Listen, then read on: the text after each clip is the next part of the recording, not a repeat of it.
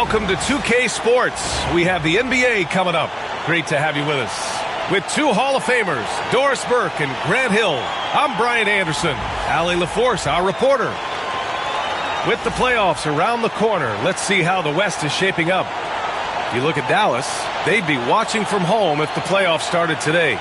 They're hoping to make a final push. Checking out Dallas, they're really doing their best to rise through the rankings. Time will tell whether they can pull it off. You know, it's got to be frustrating for them. You can't dwell on the past. You've got to think forward, work together, and play for one another. Looking at the starting five for the Dallas Mavericks. Klay Thompson is out there with Najee Marshall. Then there's P.J. Washington. Then it's Williams. And it's Christie in at the 2 spot. And for the Pacers, Siakam at power forward with Turner in at center. Halliburton and Nembhard, the 1 and the 2. And it's Nesmith in at small forward. And it's the Pacers to start out. We should see some great ball movement with these two teams, Grant. Fantastic group of passers on each side. They're just so unselfish. They play for one another. You can see how it keeps the whole team involved. And I'll tell you what, I just love watching teams that can pass like this. Thompson, that's good. Well, this is his prototypical shot. Klay Thompson from 3. Halliburton outside. Back to Siakam.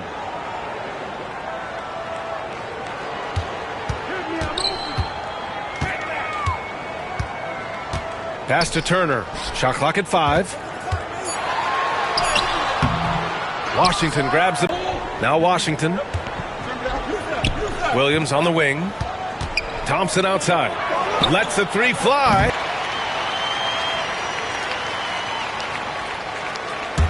Now just over a minute played here in the first. Here's Christie. Checking his stats. He's scoring around 9.5 points per game. Just 2 to shoot. Williams from long range. Well, you love the footwork and the persistence from Tyrese Halliburton defensively. Great pressure. One thing about the Pacers, Doris, they can flat out score the basketball. It is incredible to me, B.A., how infrequently the ball sticks. They play fast, whether in transition or in the half court. They make defenses work. Now here's Williams. In his last outing, he had 11 points. Great look, but off the mark. Boy, having a hard time making shots. Just 1 for 4 to start this game. And the first quarter of action, 2 minutes in.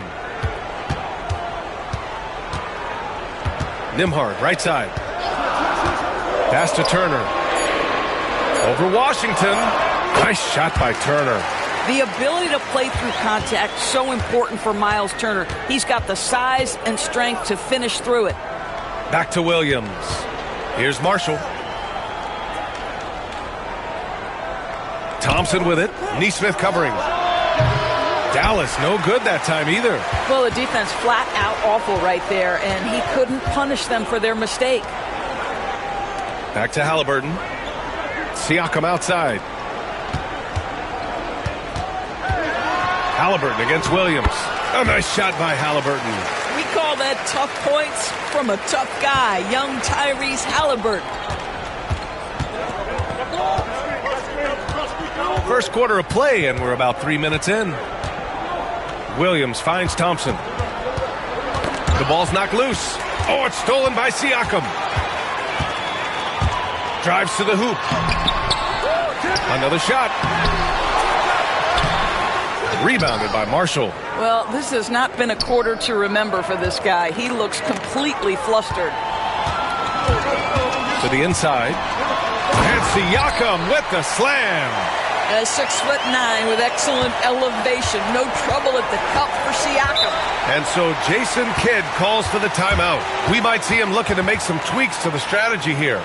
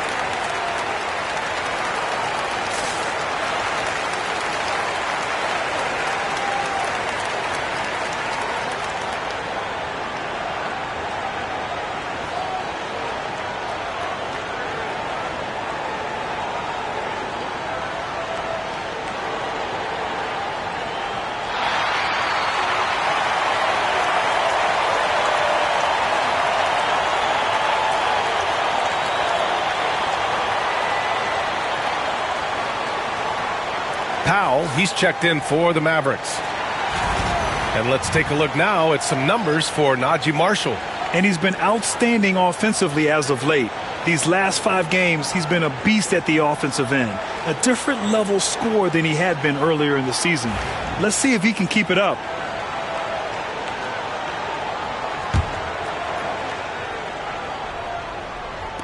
Just under 3.5 minutes elapsed here in the first quarter. And here is Williams. No made baskets yet. Again, the miss by Dallas. All right, Doris, where do you think Halliburton ranks among the NBA's best point guards? Well, he's certainly, B.A., got to be near the top of the list. Number one, his vision is absolutely tremendous. He can create on the fly. As importantly to me, it's his spirit and presence, the joy he brings to the game. Matherin's checked in for Indiana.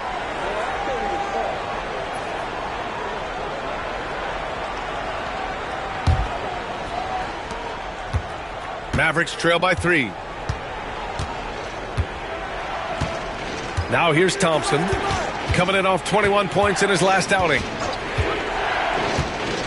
To the paint. Here's Williams. It's rebounded by Indiana. Left side, Nesmith. Turner. That one is off. Oh, great D that time from Powell. Thompson outside. Outside, Williams.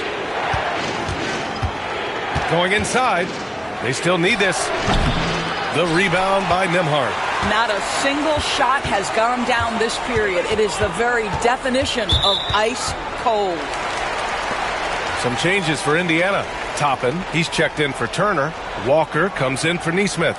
And T.J. McConnell subbed in for Nembhard.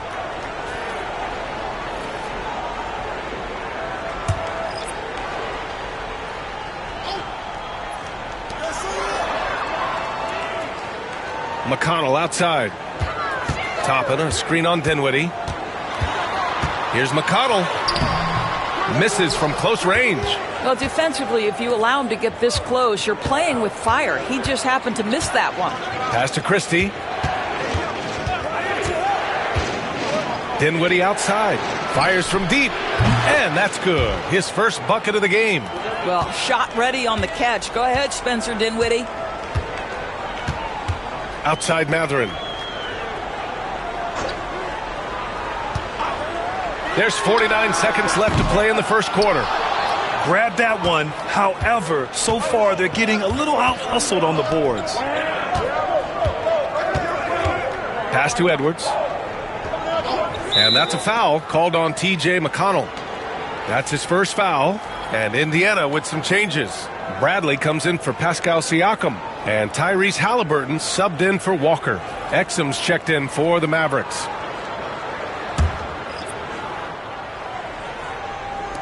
.34 seconds left in the first. Dinwiddie with it. Powell sets a screen. 6 to shoot. That gives him the lead. Dinwiddie's got 5 points. Boy, Spencer Dinwiddie, it's a rare opportunity in the mid-range, but he's got the kind of touch necessary to make it. 16 seconds left in the first quarter. Halliburton with the ball. You know, his stats have been solid, averaging around 18.5 points a game. Jump shot is good. Halliburton's got his second basket of the night. What a terrific play by just a tremendous all-around player. This guy makes it look easy. And there's the horn and the end of one. Not a lot of scoring yet in this one. Stay with us now as we get set to bring you quarter number 2 after this.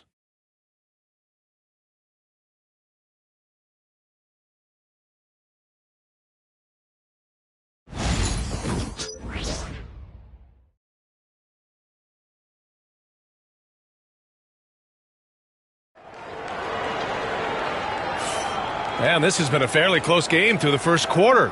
We'll see what happens here in the second. All right, guys, let me get your thoughts on the Pacers and how they're playing so far. Well, coming into tonight, maybe you thought they were going to settle for perimeter jump shots. Nope, that's not the case. They've certainly made the commitment to pounding the basketball into the painted area, and boy, is it paying dividends. And Grant, we know the importance of the veteran leaders on a team, but not every vet wants to accept a mentorship role. Very true, B.A. In your later years, that role becomes a blend of playing and kind of coaching. Not everyone is cut out for that. We've got Thomas Bryant topping out there with Benedict Mathurin. Then it's Halliburton, and it's McConnell in at the 1 spot. That's the 5 to begin the second quarter for the Pacers. So it's the Pacers now after the basket by Dallas. Pass to Halliburton. Halliburton goes up top to throw it down. The frame of Halliburton makes you think he can't finish through contact, but folks, that's a wiry, strong frame right there. Indiana shooting their first free throw tonight. And the Pacers making a change here. Walker's checked in. Mind the lanes. Mind the lanes. One shot.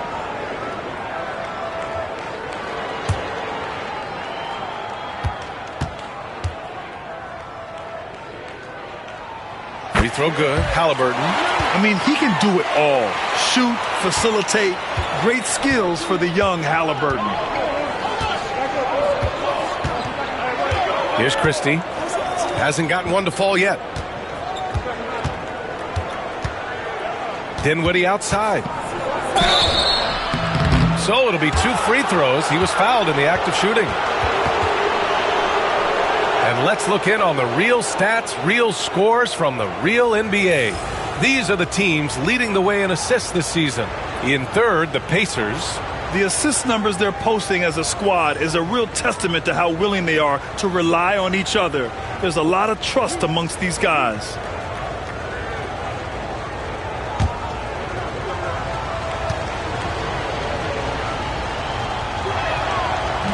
First one falls for him. Spencer Dinwiddie, one of those players that seems to have improved with every passing season, and his numbers back that up. This guy just keeps getting better.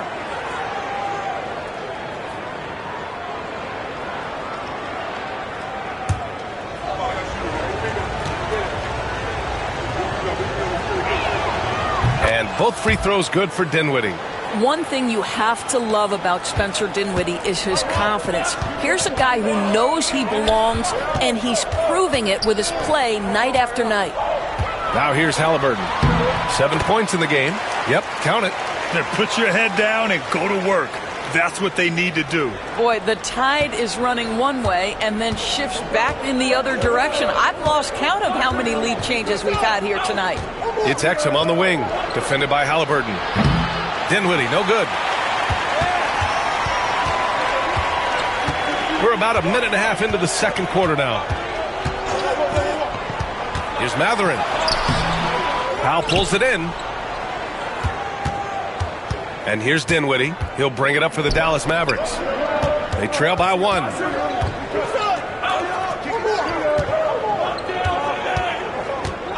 Exum outside.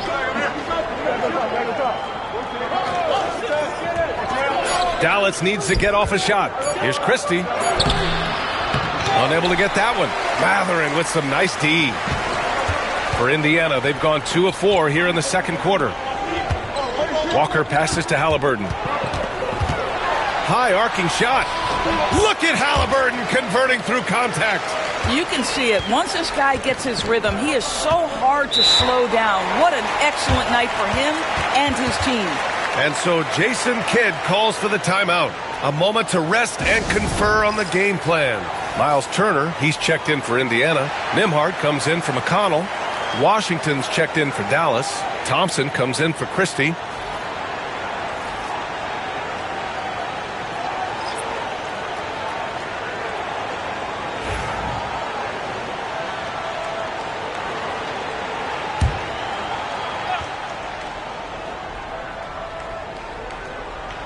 And here are the Mavericks now. It's a 3-point game. Washington, a screen on Halliburton. Dinwiddie passes to Washington. Can't get it to go. Missed his first one.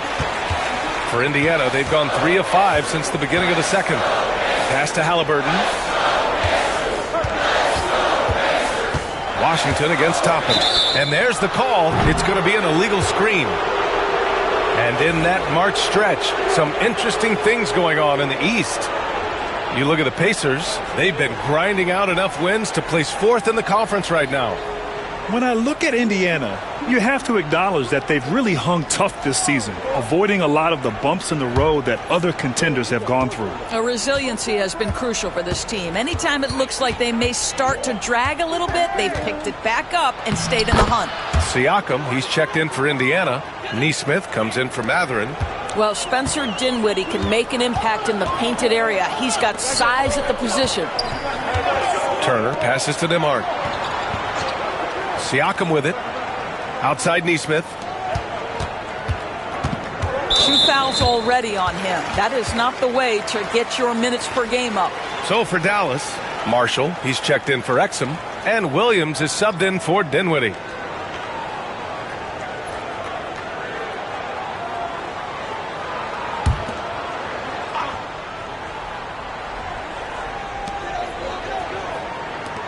Nembhard, the pass to Halliburton. Over Williams. Kicks it out to Siakam. Sends it home from three-point land.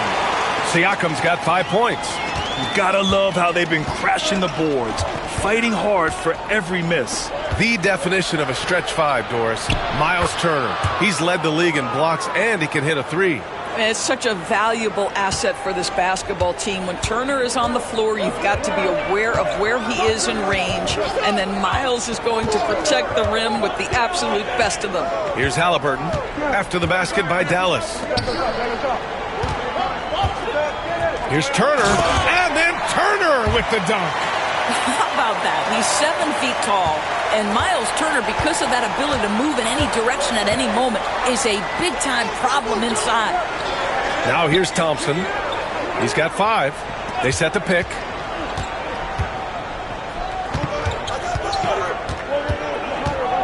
Pass to Marshall. Now Williams. Just 4 to shoot. He puts up a 3. Great D that time from Halliburton. Oh, man, he can't get anything to fall. You can feel his frustration. He is trying to shoot his way out of it, and it might be better for him to pass the basketball at this point. Siakam gets the bucket. And they're trending in the right direction after a rough first quarter from the field. And so Jason Kidd calls for the timeout. He wants to give him a breather and talk things over.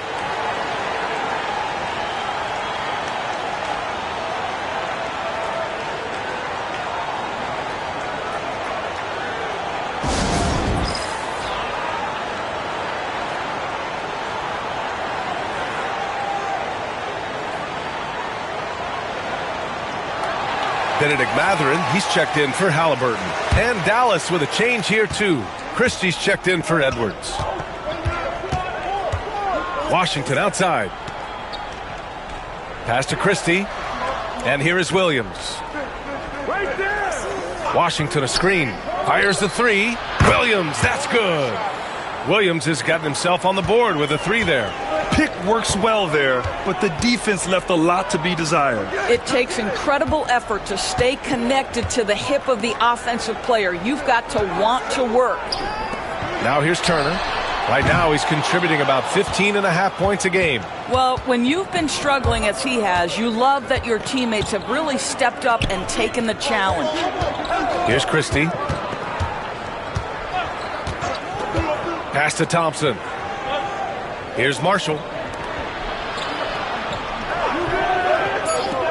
Here's Christie. From outside, off the mark. He is too good a shooter, guys, to be left open like that. The defense just dodged a bullet there. Siakam, that's good. Well, this second quarter has proven to be a turnaround. This guy looking much more comfortable all of a sudden. Now Williams. He's been productive, averaging just over 7 points a game. Here's Christie. Hits the trifecta. Christie's got his first bucket of the game, and he's on the board for 3. And we're through the first half of play here in what's been a good one. It's the Pacers, up 3. All right, now let's check in with Allie LaForce. Allie, what do you have? I'm here with P.J. Washington. P.J., what will be the key for you guys defensively in the second half? Not letting them get easy routes to the basket and contesting their shots, rebounding, and not letting them get second chance points. Comes back to the fundamentals, guys. All right, good stuff, Allie. And we'll get back to the action at the start of the third quarter.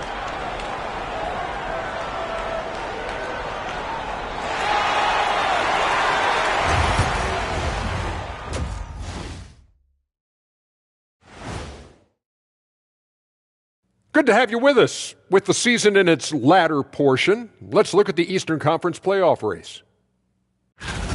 Taking a look here at Indiana. They're playing up to expectations. Maybe they like to be doing more than that, but I think they're ready to make some noise in the playoffs. That's when you turn up. And moving on now, the Mavericks are in the thick of it. A very competitive game so far. Guys taking shots for them, trying to do too much all at once. I think it's jamming up their flow. Yeah, everyone has to have a role on the offensive end. Share the ball and trust your teammates.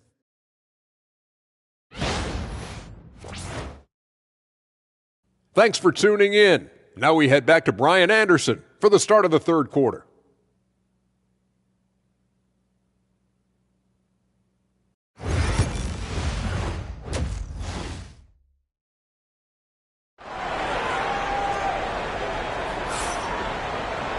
And after a fairly even first couple of quarters, this second half could turn out to be a great one, as both teams trying to gain an edge. Tyrese Halliburton has been sensational. I love how effortlessly he scored. The game just comes so easy for him. Now let's see if he continues that trend the rest of the way. He certainly has the talent and the endurance to do just that.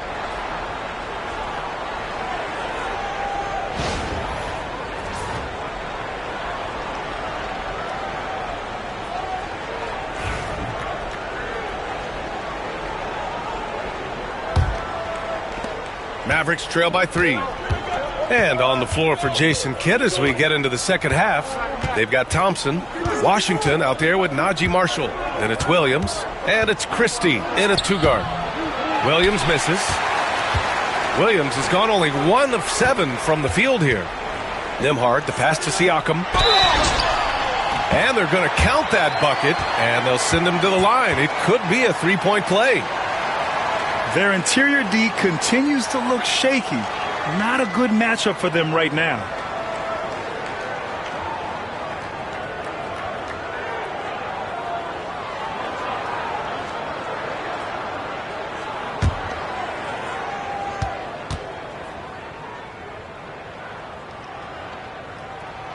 And certain guys are just solid with what they do. Doris, I think that applies to Andrew Nembhard. Yeah, I think it does, B.A., because whenever he's out there, there's this steadying presence he brings. And that is while competing at a high level on the defensive end. His competitive toughness might be his best attribute. Halliburton outside. He can't get it to go. And so it's Williams with it. He brings it up for the Dallas Mavericks. They trail by 6. Down low. Here's Washington. And Washington powers it through. I'll tell you, that vertical ability he has puts him in select company in NBA power forwards. May not have great size, but boy, he plays bigger than it. Now here's Nembhard. No points so far. And Indiana misses again. Here's Christie. He's guarded by Nembhard. Thompson outside. They grab their own miss. Now, I'll tell you, they're going to need more from this guy if they're going to cut into this deficit. Here's Siakam. And that basket makes him 6 for 11, shooting a good percentage. You know, this is where the length of Pascal Siakam makes him so hard to stop. Even with contact, he's able to get through or around. And we've got a timeout from Jason Kidd. He wants to review the game plan.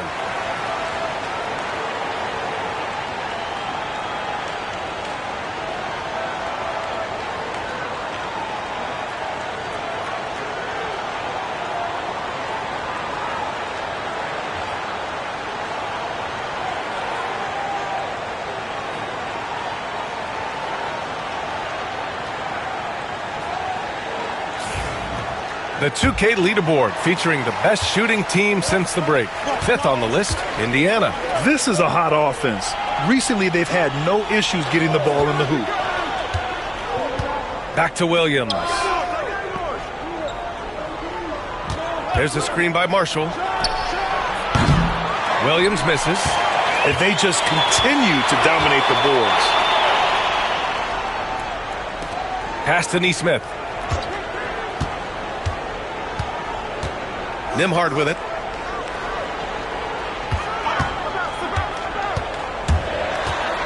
Four on the clock.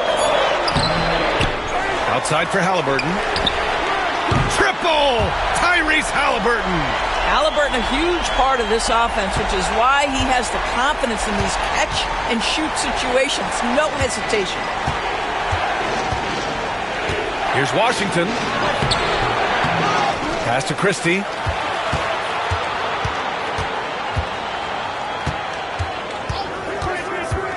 Now here's Williams. The teardrop. Oh, 3 chances on that possession, but they just can't find a way to score. I'll tell you, it feels all night like this guy's been forcing shots, rushing shots. He's really struggling on the offensive end. Thompson passes to Williams. There's the drive. Pass to Christie. And here's Washington. Here's the teardrop, and Williams gets the bucket on the assist by Washington. Well, deliver the pass where your teammate can do something with it. Nice. Pacers leading by 7. Halliburton, the pass to Siakam. Halliburton outside. Turner, a screen on Williams. 2 open that time. Made it look easy. Halliburton's got 5 points now in the quarter. Well, the numbers speak for themselves, but what Tyrese Halliburton is showing you, the versatility he has at the offensive end. Williams in the post. Neesmith covering. Thompson passes to Christie. Here's Williams. Again the miss by Williams. I'll tell you, a rough quarter for him, and that puts so much pressure on the guys around him. Back to Halliburton. And Klay Thompson picks up the foul.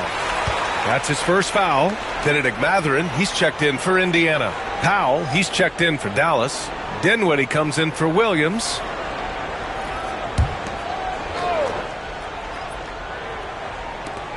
A minute 50 left to play in the third.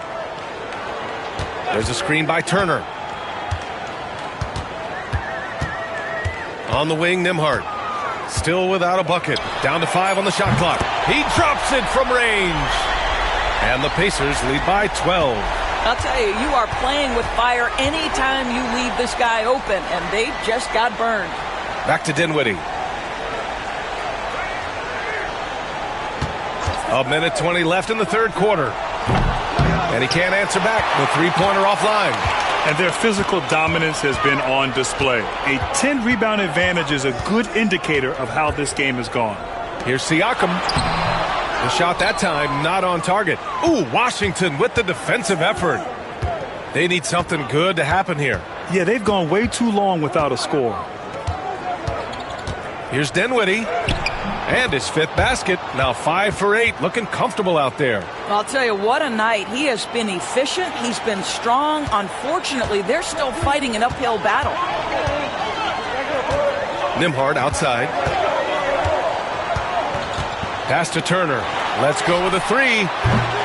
It's rebounded by Dallas. He couldn't believe how open he was. He just couldn't convert it. Marshall passes to Christie. And here's Dinwiddie from the arc. Dinwiddie can't get that one to fall. And so it's Siakam with it. He brings it up for Indiana. Next matchup, they'll be home against the Nets. It'll be game number 2 in their 5-game homestand. Oh, man, you want to talk about taking flight? That's exactly what he did, making it look effortless. And he lobs it up top. That is nicely done by Spencer Dinwiddie, just getting the ball into the hands of a shooter. Siakam, right side. Pulled the shot a little left. The bounce goes his way, though. Siakam's got 17 points. And he couldn't get an easier shot. The defense right now just looks defeated. Well, simply stated, simply not enough effort, not enough attention to detail. They've gotten run over this evening. And so it's Indiana, now holding a 12-point lead at quarter's end. A big difference in shooting percentages. That's why they lead. More NBA on 2K Sports right after this.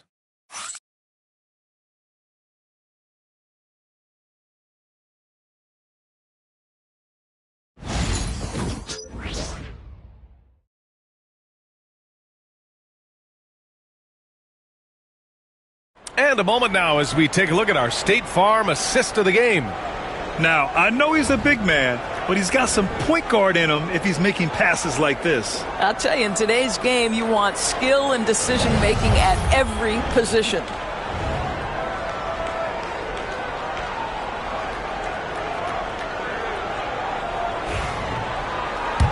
And as we head into the fourth, we'll see if there's a comeback in the works or if it's more of the same for the first three quarters. They've got Tyrese Halliburton, Walker out there with Obi Toppin. Then there's Benedict Mathurin, and it's McConnell in at the point. That's the 5 for the Pacers. Now here's Exum. Dinwiddie outside. Martin with a screen on Mathurin. Martin outside. Launches it. Drains the triple. Martin's got his first 3 points of the game. Well, how about that floor awareness by Spencer Dinwiddie, getting his guys the basketball in great spots. McConnell outside. Pass to Halliburton.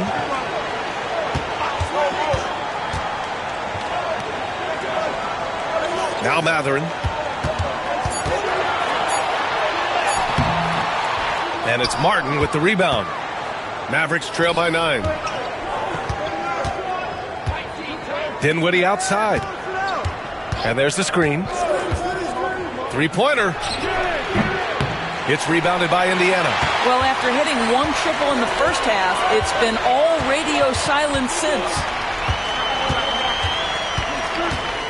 There's a screen by Toppin. A nice shot by Halliburton. What you love about Tyrese Halliburton is the consistency from the perimeter. This guy can make deep shots. Powell outside. Martin against Mathurin. From the wing. Powell in the post. He's against Toppin. Good work there as it goes.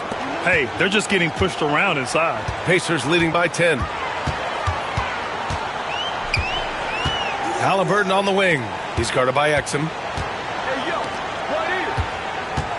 The open shot, Halliburton. And he gets it to go, hitting off the back of the rim. Halliburton's got 23. Tyrese Halliburton has already proven to be a very capable three-level scorer. What a fun player to watch. For three, Dinwiddie. And the rebound goes to the Pacers. Halliburton's got 5 rebounds tonight. And right now, they're +8 in the rebounding category. That's helping them run away with this. Toppin outside. Takes a 3. Powell pulls it in. Powell's got 5 rebounds tonight. Boy, they'd love if anyone could get a bucket. Yeah, their offense has been grinding to a halt. Mathurin against Dinwiddie. There's the triple. And he's 6 for 12 after that one. Well, after netting one in the first half, that's the second deep ball to go down for this guy. And we'll have a timeout here called by Rick Carlisle. He wants to make sure they're purposeful with the game plan.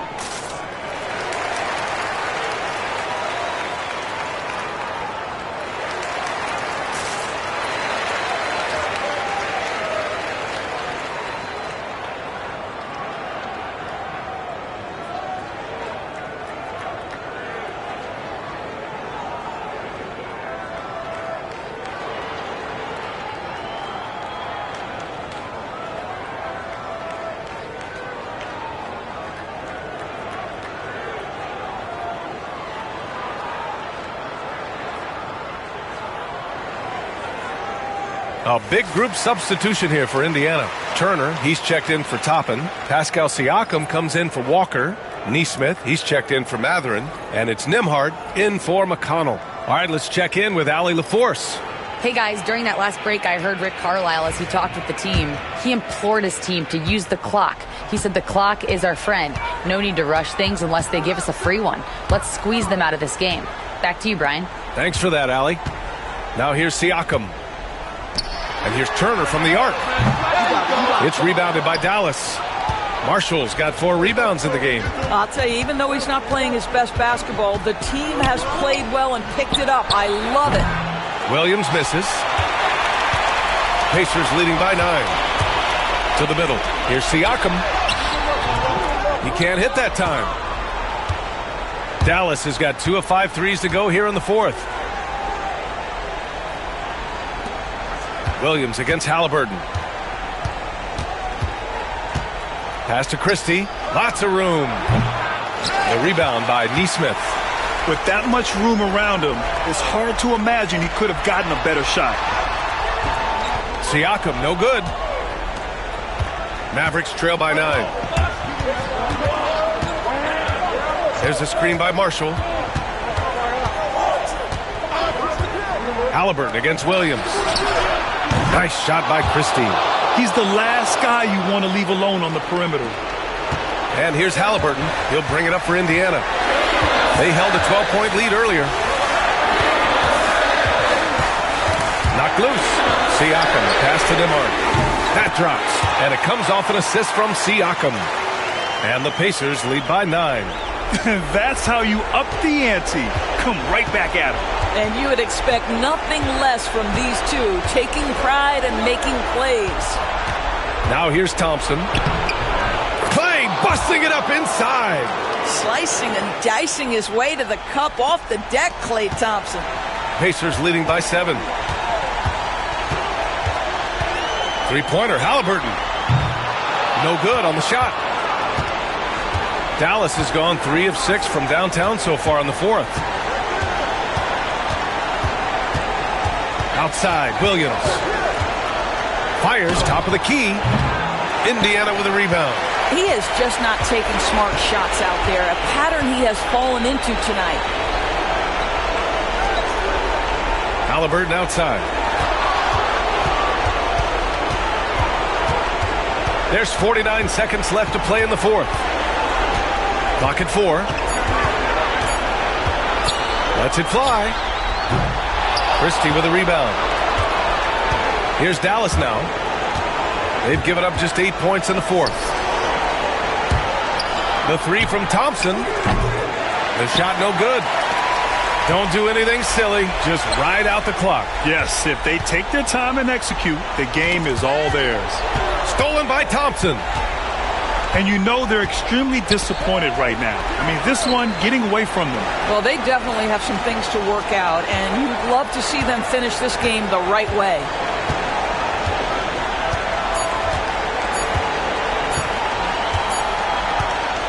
So Indiana wins it. This one was in the balance right until the final seconds. And BA, they showed their character when it mattered most, sending those fans home happy. Well, now a minute to check in with Allie LaForce. She's courtside. Hey, Allie.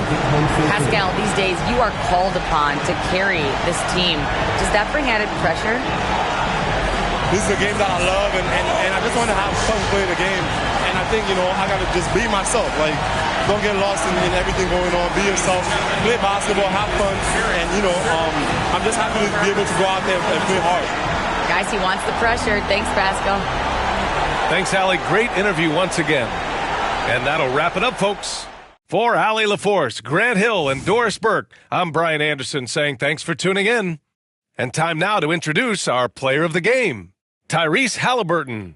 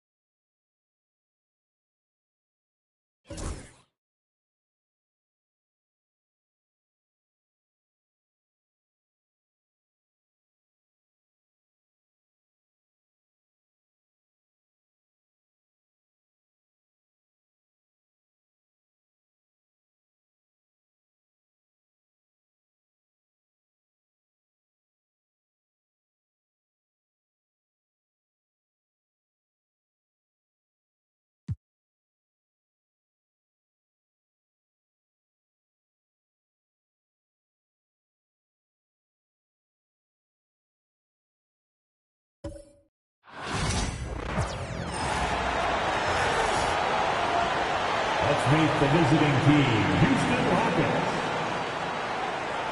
At point guard, Fred VanVleet.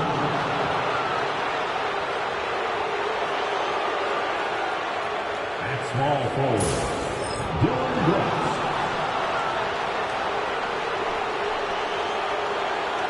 At the other forward position, Tari Eason. At the other guard position, Jalen Green. At center, Alperen Sengun. The head coach of the visiting team is Ime Udoka.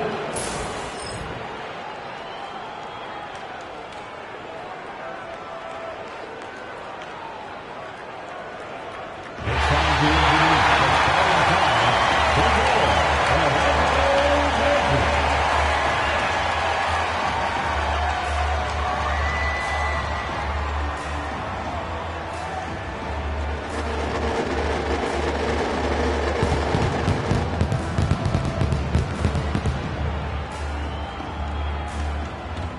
starting at shooting guard, standing 6'5", number 3, Kentarius.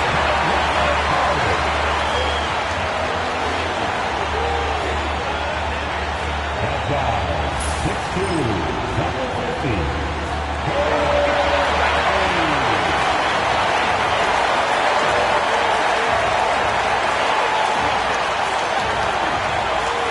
at center, 6'10", number 34,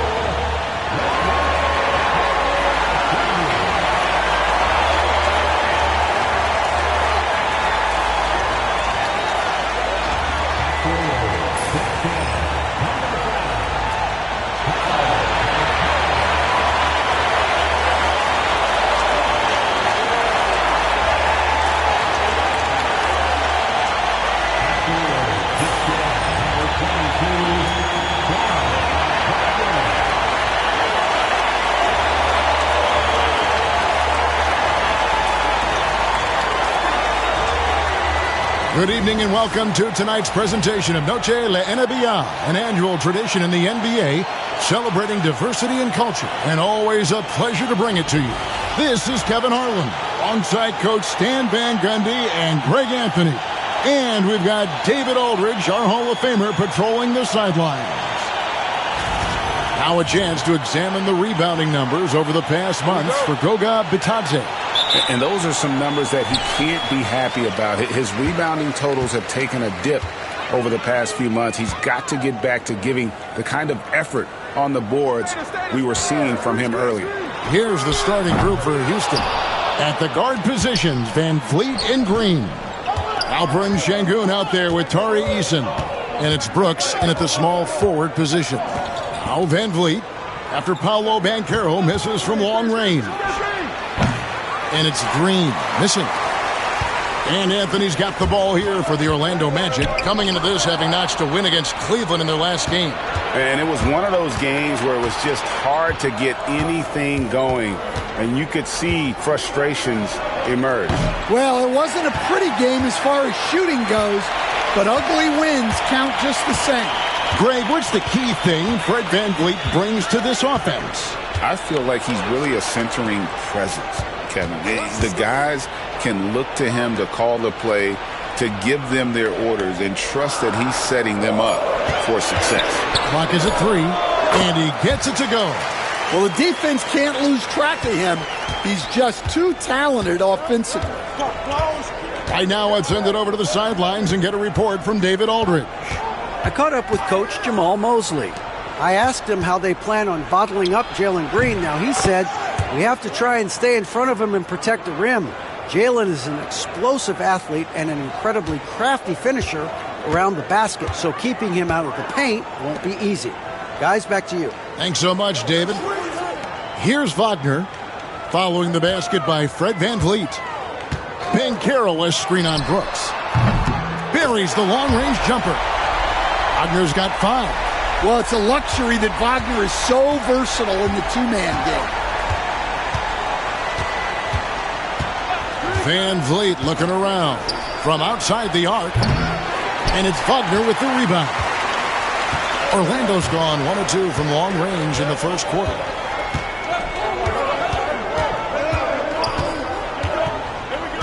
Pass to Banchero.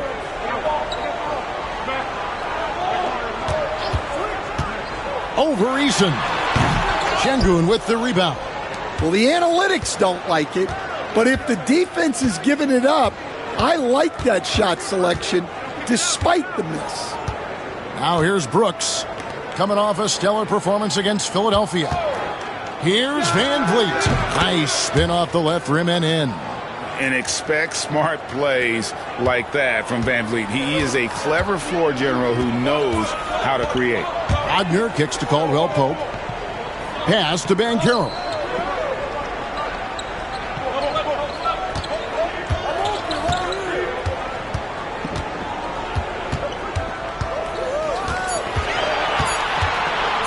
Goes up on the wing.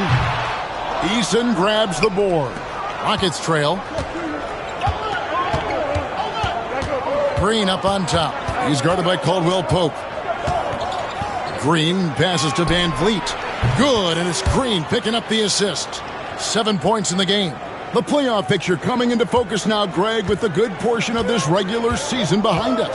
And for the teams that are definitely in, they're trying to maintain momentum and health, right? But for the teams still clawing and fighting their way in, that's where it gets exciting.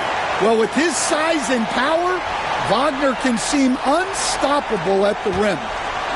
For Houston, they've gone 50% from the field, hitting 3 of 6 since the opening tip. And timeout is called by Ime Udoka. He wants to regroup and go over the strategy.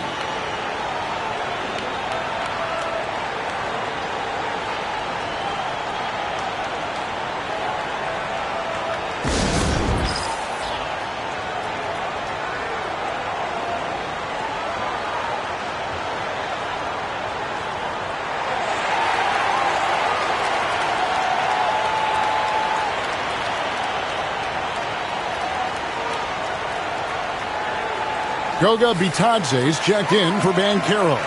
Jabari Smith, he's checked in for the Rockets.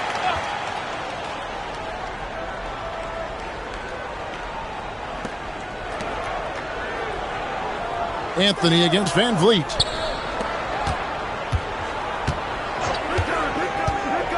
Baseline try. Jump shot is good that time. Van Vliet's got 9. Well, he's had it going offensively, helping them build this lead. Instead, after a few down years, the magic has been recaptured here in Orlando. It sure has, Kevin. They've had great draft picks. They have a couple of young franchise cornerstones. They've got size. They've got guys who will continue to improve.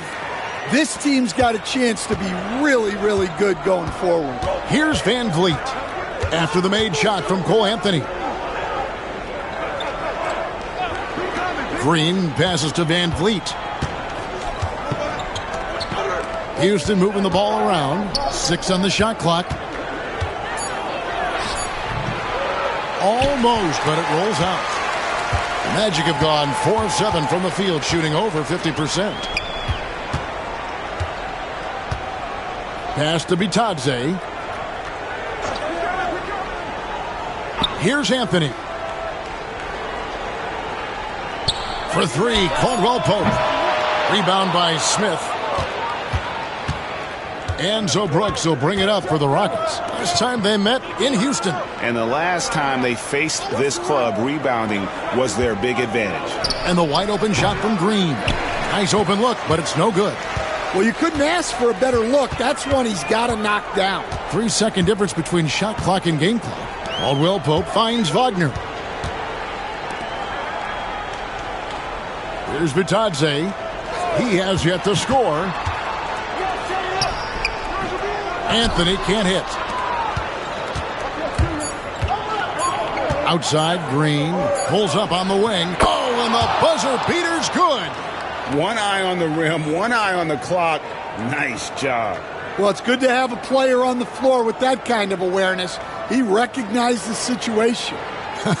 Guys, it's been all about Fred VanVleet for the Houston Rockets. He finishes with 9 points in the quarter. The D is having all sorts of problems with him. We've got more in store for you right after this.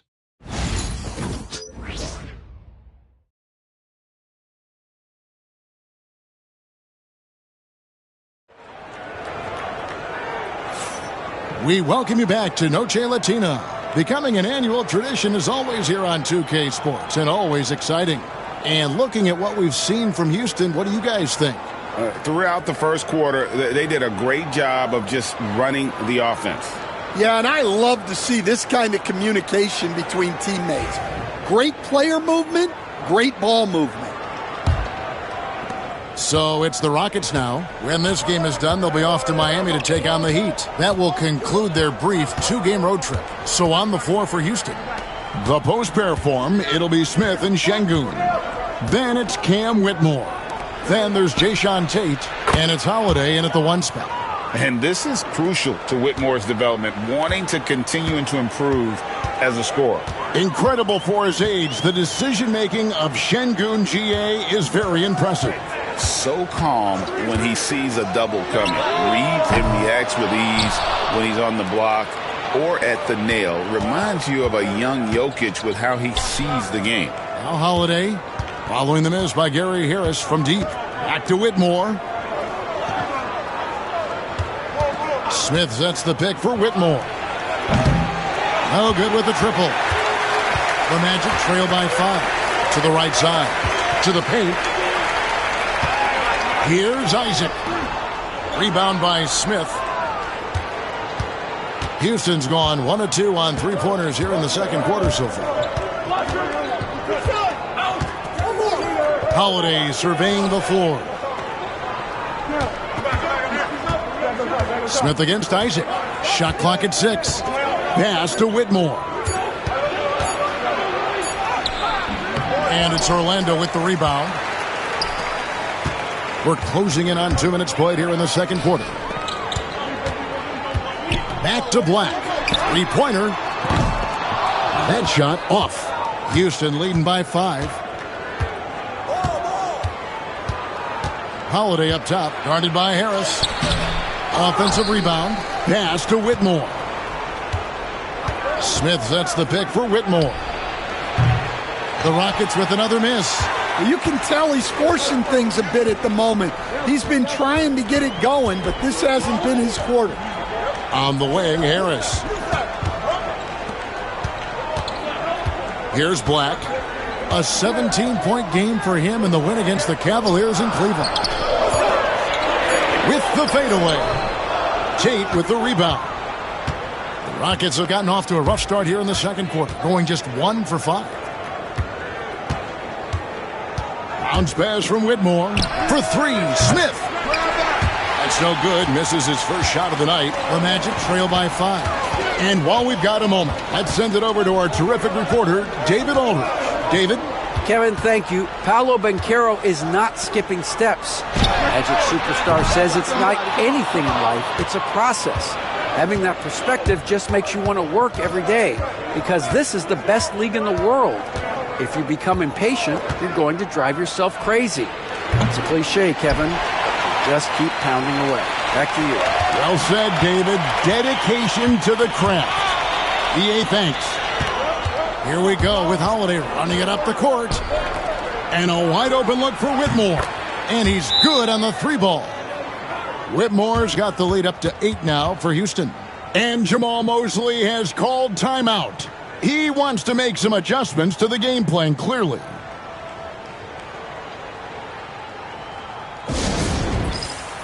So Orlando going with an almost entirely new group here. Wendell Carter, he's checked in for Goga Bitadze. Wagner comes in for Isaac. Caldwell Pope, he's checked in for Harris. And Anthony subbed in for Black. Houston with a big group substitution here. Tari Eason's checked in for Smith. Brooks comes in for Tate. Jalen Green's checked in for Cam Whitmore. And it's Fred VanVleet in for Aaron Holiday. And a little under 3.5 minutes elapsed in the second quarter of play. Banchero, a screen for Anthony. Nailed from 3-point land. Anthony's got his second basket of the night. Well, from range, Anthony can be pretty consistent, so you really have to keep an eye on him out there.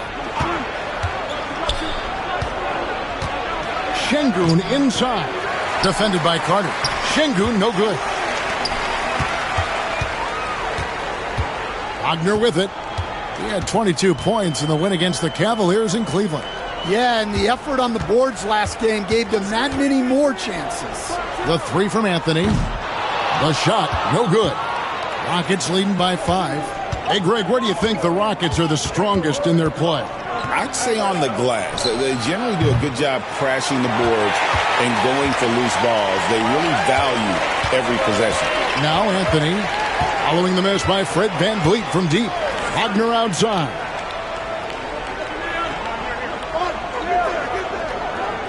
Banchero, a screen on VanVleet. Gets the three-pointer to fall. Wagner's got 10 points in the game. Yeah, and look at the stroke on Wagner's three. Total confidence. And timeout is called by Ime Udoka. He wants to check in with his team and regroup.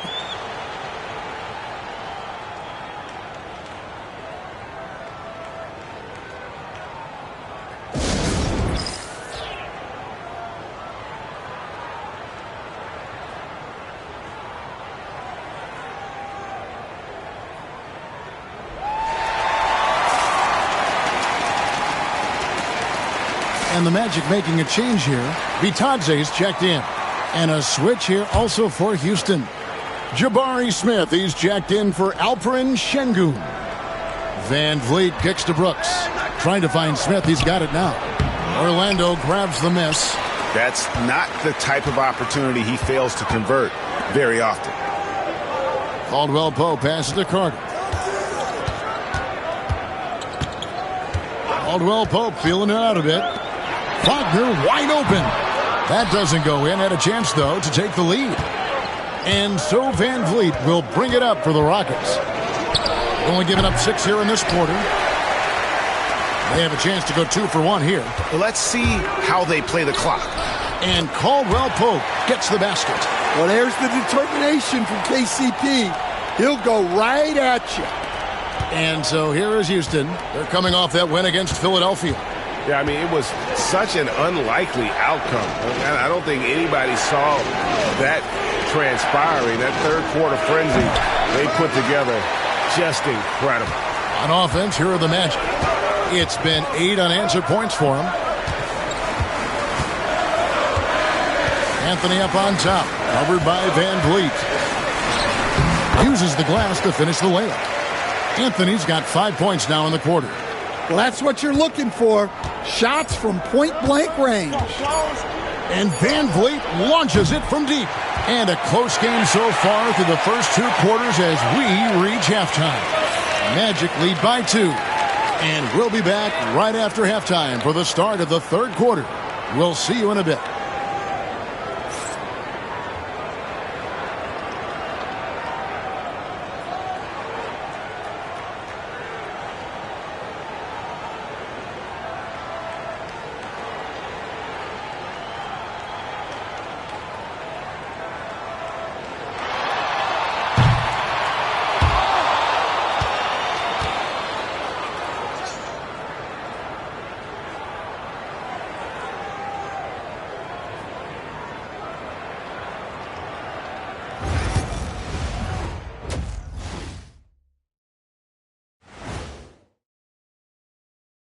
Glad you could join us. The story tonight for the Houston Rockets through 2 quarters, a tightly contested matchup.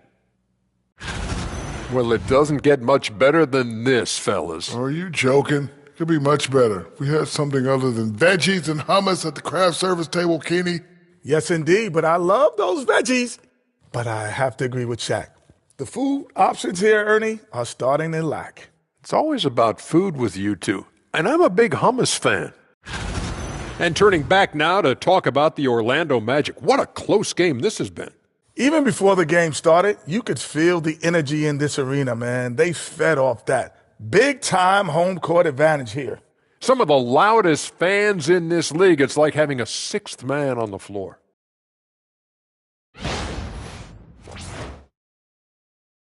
And that about wraps it up. And as the third quarter is about to begin, we go to Kevin Harlan for the call.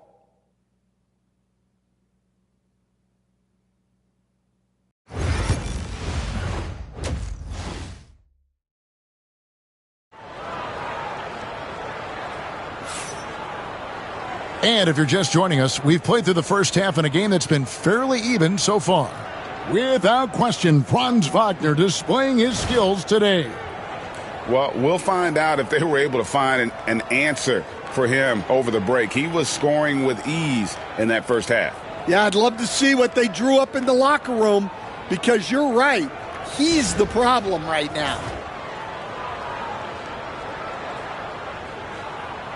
This league, Stan, is so deep with talent. Are there any players who you think get overlooked in the conversation? That's a great question, Kevin. I mean, there are some guys who I think get underrated because they play with other guys who are so talented and draw the attention.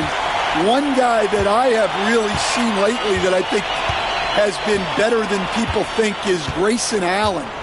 The best three-point shooter, or one of the best three-point shooters in the NBA, and a very underrated defender. And he's evolving, isn't he? Looks like he's working on other parts of his game, but he's always been able to shoot, which has been his calling card. And he's a much more athletic guy than people give him credit for. Sliding in at the wing, we'll see Caldwell Pope and Wagner. Underneath, in the post, it's Banchero and Carter Jr. And it's Anthony in at the point guard position. That's who's out there for Orlando. Fires from deep. That's good from Banchero on the assist by Carter. Banchero's got the lead up to 3 now for the Magic. They need a good offensive possession. Yeah, they've gone a long time without a bucket. Pass to Şengün. Back to Brooks. Shot clock at 5. For 3, Van Vliet. And it's Wagner with the rebound. Wagner's got his 4th rebound in this one. Franz Wagner, as we know, Stan, came into the league with a splash and hasn't really slowed up since. Now, Kevin, I think he's surprised a lot of people. He has never played like a young guy. He's always played with the maturity of a veteran guy, and he just keeps getting more and more responsibility. He's handled it well, and then he could become a perennial all-star. I like that assessment. Now that we have a second, take a look at the teams that have scored the most points off turnovers over the last 10 games. 5th on the list, the Magic. I mean, they've gotten a little more aggressive defensively. You can become a more confident team on that end, and so much of it, I think, has to do with forcing turnovers and creating offense. Now here's Van Vliet. He's got 11.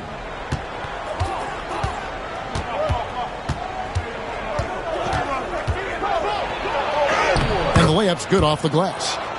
Van Vliet's got 4 points in the quarter. It's been all Van Vliet tonight. One of the best undrafted players in league history. Wagner with a screen for Anthony. This one for 3. Rockets with the rebound. Van Vliet outside. And the layup falls. And it's now only a 1-point Magic lead. And Anthony's got the ball here for the Orlando Magic. At the conclusion of this game, they're off to Washington, where they'll face the Wizards. That will be a getaway game for them, a 1-game road trip. The 3. It's rebounded by Houston. Şengün's got his 4th rebound in this one. Brooks with the bounce pass. Şengün with the screen for Brooks. Shoots over Wagner. Brooks misses. The Magic have gone 2 of 5 shooting here in the 3rd quarter. Caldwell Pope kicks to Anthony. Brooks against Banchero. Şengün with the rebound. Şengün's got rebound number 5 here tonight. GA, if you look back at the Rockets' history, so many all-time greats have spent time there. Yeah, it's an impressive list, right? Olajuwon, Moses Malone, Calvin Murphy, and Harden. Houston's well represented in the Hall of Fame. Here's Wagner following the basket by Fred VanVleet. There's a screen. Banchero kicks to Anthony. Down through the hoop it goes. That's his 5th make on 9 shots from the floor. Wiggling his way in there. Anthony made it work in close. Outside, Green. Back to VanVleet. Şengün with a screen on Anthony. Back to Green. Over Caldwell-Pope. And he buries that one, drilling the rim on the way down. And what you just love about Green, a guard who works with or without the ball, can break you down in so many ways. Now, here's Wagner. 10 points for him. Here's Banchero. And the call on the shot. It sends him to the line. The first overall pick, and Stan, we have seen this kid, 6'10" Paolo Banchero. How impressive have you assessed his passing skills? Well, Kevin, it was the thing that surprised me most about him when he came in the NBA. I knew he could put the ball on the floor and attack the basket, get to the free throw line, but he is one of the best big playmakers in this league, making the game easier for all of his teammates. Wow, what a great asset. You aren't kidding. Catching up on the changes for Orlando. Goga Bitadze's checked in for Wendell Carter. And it's Anthony Black in for Kentavious Caldwell-Pope. The Rockets also changing it up. Steven Adams, he's checked in for Şengün. Smith comes in for Tari Eason. And it's Jayshawn Tate in for Brooks. And a big man who can do a little bit of everything. Banchero's future is certainly bright. And we've got a timeout called from Ime Udoka. And coach has decided they need a moment to talk things over.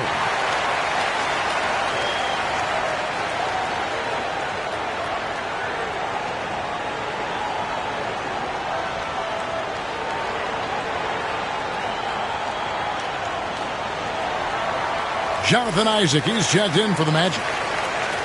And let's now take a look at some of the numbers for Jalen Green. And the stat to look at is his steal total over the last 5 games. He's been focusing more on his defense, trying to be a disruptor, and it's made them a lot tougher on D.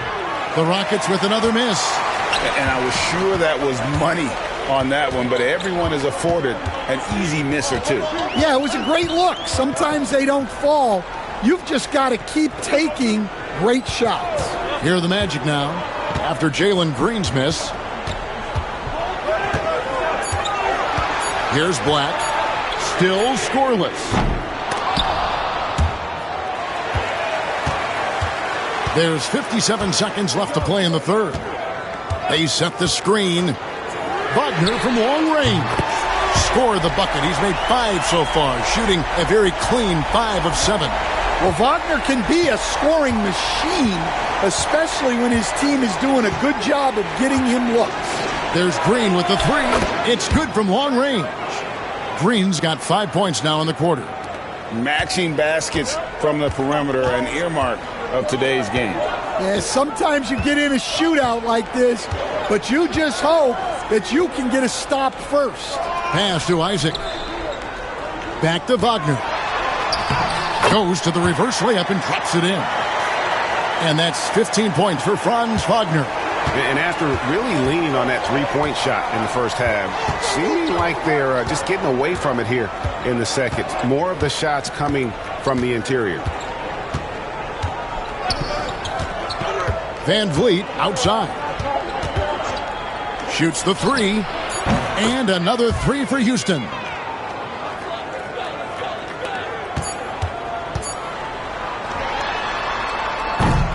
It's all tied in Orlando. And we're coming back in just a moment. Get ready for the fourth quarter of action when we return.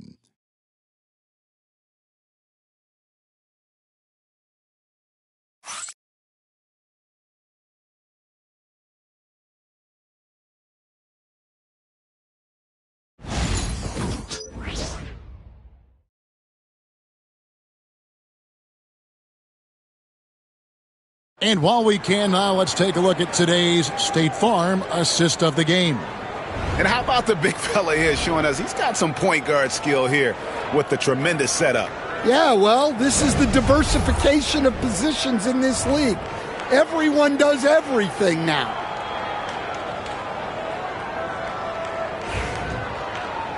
And with these teams locked in a very close contest, this fourth quarter promises to be a good one. And so in the game for the Rockets, the post pair form, it'll be Smith and Şengün. Then there's Jae'Sean Tate. Then there's Whitmore. And it's Holiday in at the point guard.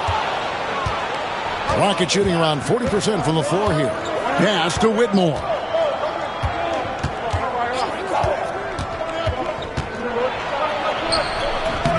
Got it. Good job in the low post. Whitmore's got the fourth quarter started here with a bucket for the Rockets. Orlando trailing here. Here's Black. Isaac outside. Now, here's Banchero. Tate covering. Here's Isaac. And Isaac throws it down. Yeah, and Isaac, he just makes dunking look easy. It has an incredible reach and quickly gets up off the floor to throw that one down. Now, here is Holiday. We're just over a minute into this final quarter of play. Şengün, no good. Well, that's a shot the defense felt like they could live with, and it worked out for them that time. Here's Isaac.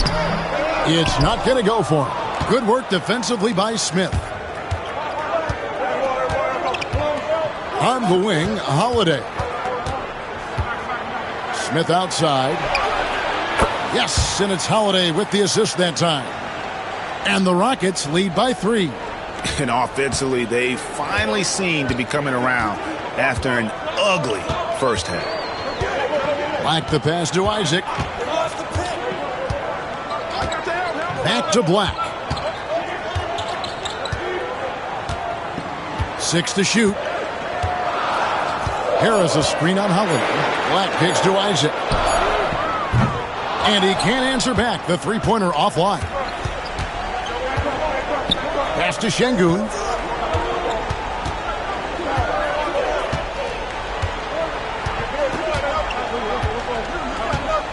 Back to Holiday.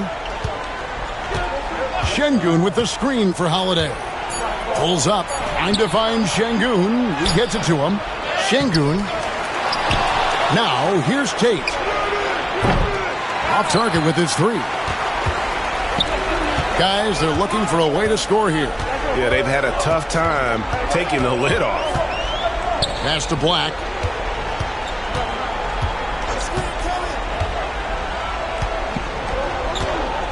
Here's Bitadze to the middle. And the overall skill set that Isaac possesses really off the charts. A big man who can run the floor, but also with that wingspan can defend the rim. And guys, what do you think about the offensive approach we've seen so far for the Rockets? Well, they've been hitting threes at a high clip, and the defense hasn't done enough to challenge them at the line. They need to close out and run them off the 3. And, you know, another thing that's really been working for them tonight is the mid-range. They're having no problem finding shots in that area.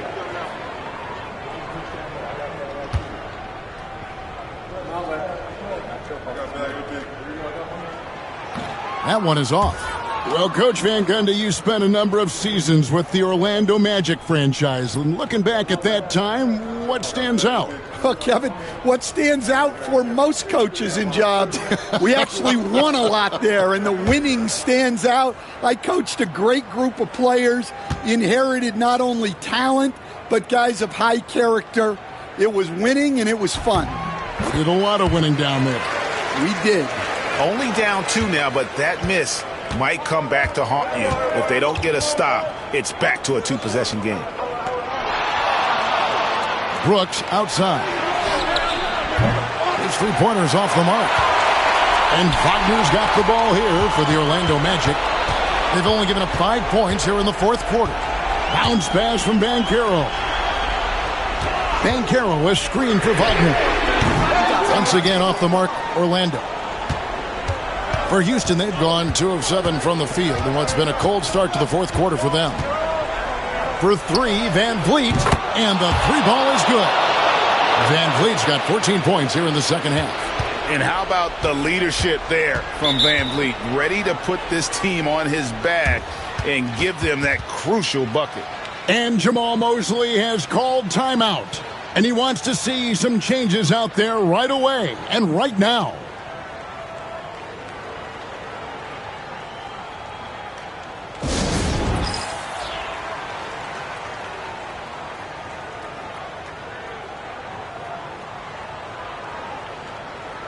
Kentavious Caldwell-Pope, he's checked in for Isaac. And now the latest from our reporter, David Aldridge. I was able to listen in on what Jamal Mosley was going over with his team. They were asking the team to play faster, push the ball. Coach told their players, hey, look, in this league, fast break points are the easiest. We need more of them. Can't argue with that. Kevin? Thanks, David. A ton of confidence for Banchero. Big moments, no pressure. Over in the corner, Green, and the ball travels out of bounds. It was last touched by Caldwell-Pope. Great energy on the deflection and a good job disrupting their offense. Yeah, there's nothing easy on offense. Coaches love seeing that kind of hustle on the defensive end. Now here's Van Vliet.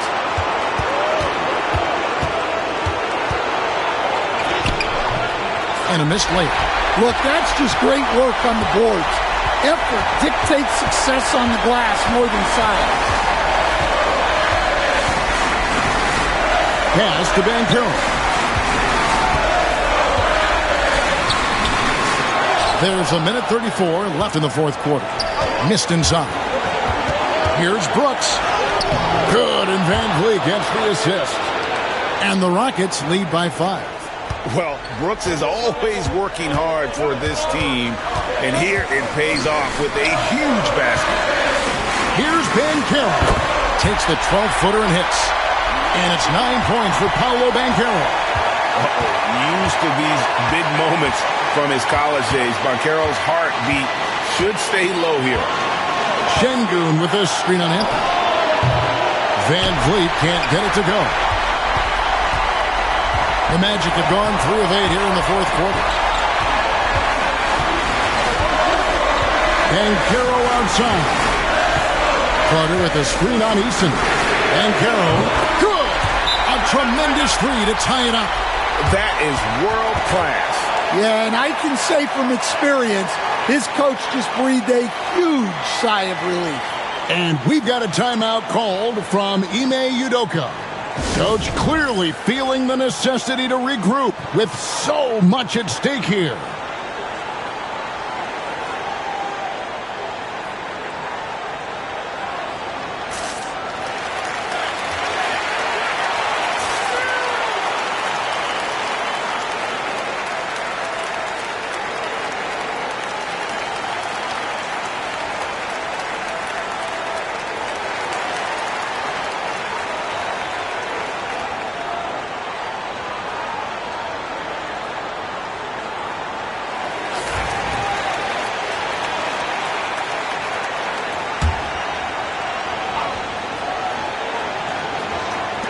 .46 seconds left in the fourth quarter of this one. Great poise from Van Vliet there, shrugging off the pressure and just taking that shot. Banchero outside. Into the lane. And the rebound goes to the Rockets. What a big possession right here.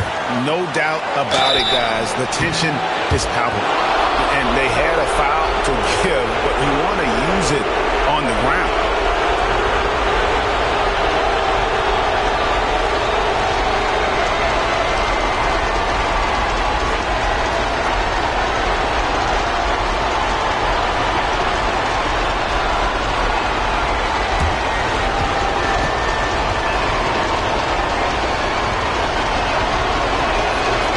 It's the first, and that makes it a 3-point lead.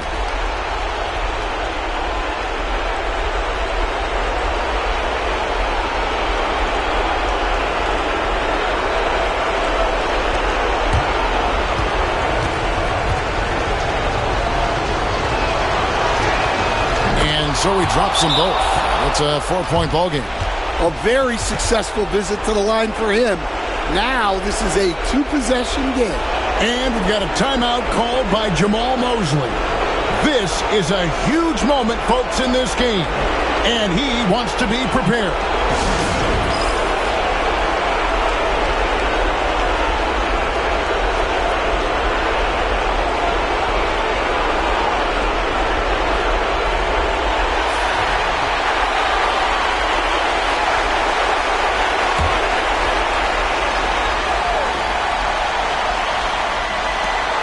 .26 seconds left in the fourth quarter.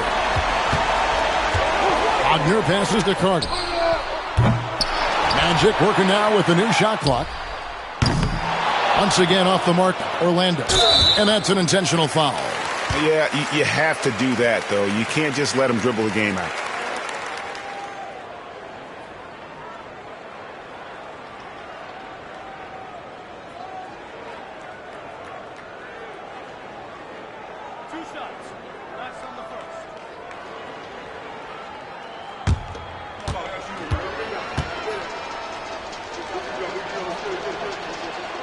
So the first one drops, and that puts them up by 5.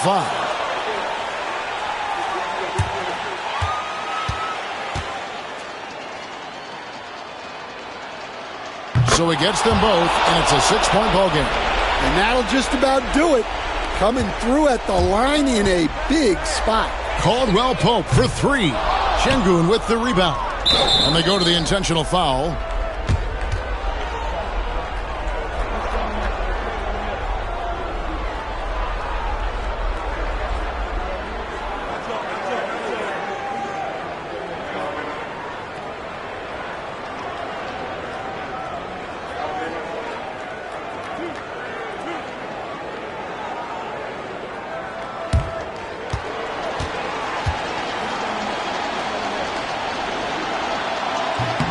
He hits the first one, and that makes it a 7-point lead.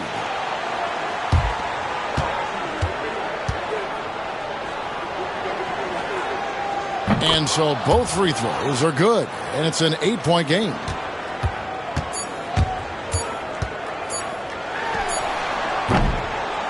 So Houston wins it. A solid win on the road for them. This building was dead silent by the time, GA, this one wound down. And that's what you want to do. Take the crowd out of it by crunch time. Don't give them any chance to lift their team up at the finish. Thank you for joining us. That'll do it for now. For Stan Van Gundy, Greg Anthony, and David Aldridge, this is Kevin Harlan. Thanks for being with us tonight on 2K Sports. And now our player of the game, Fred VanVleet.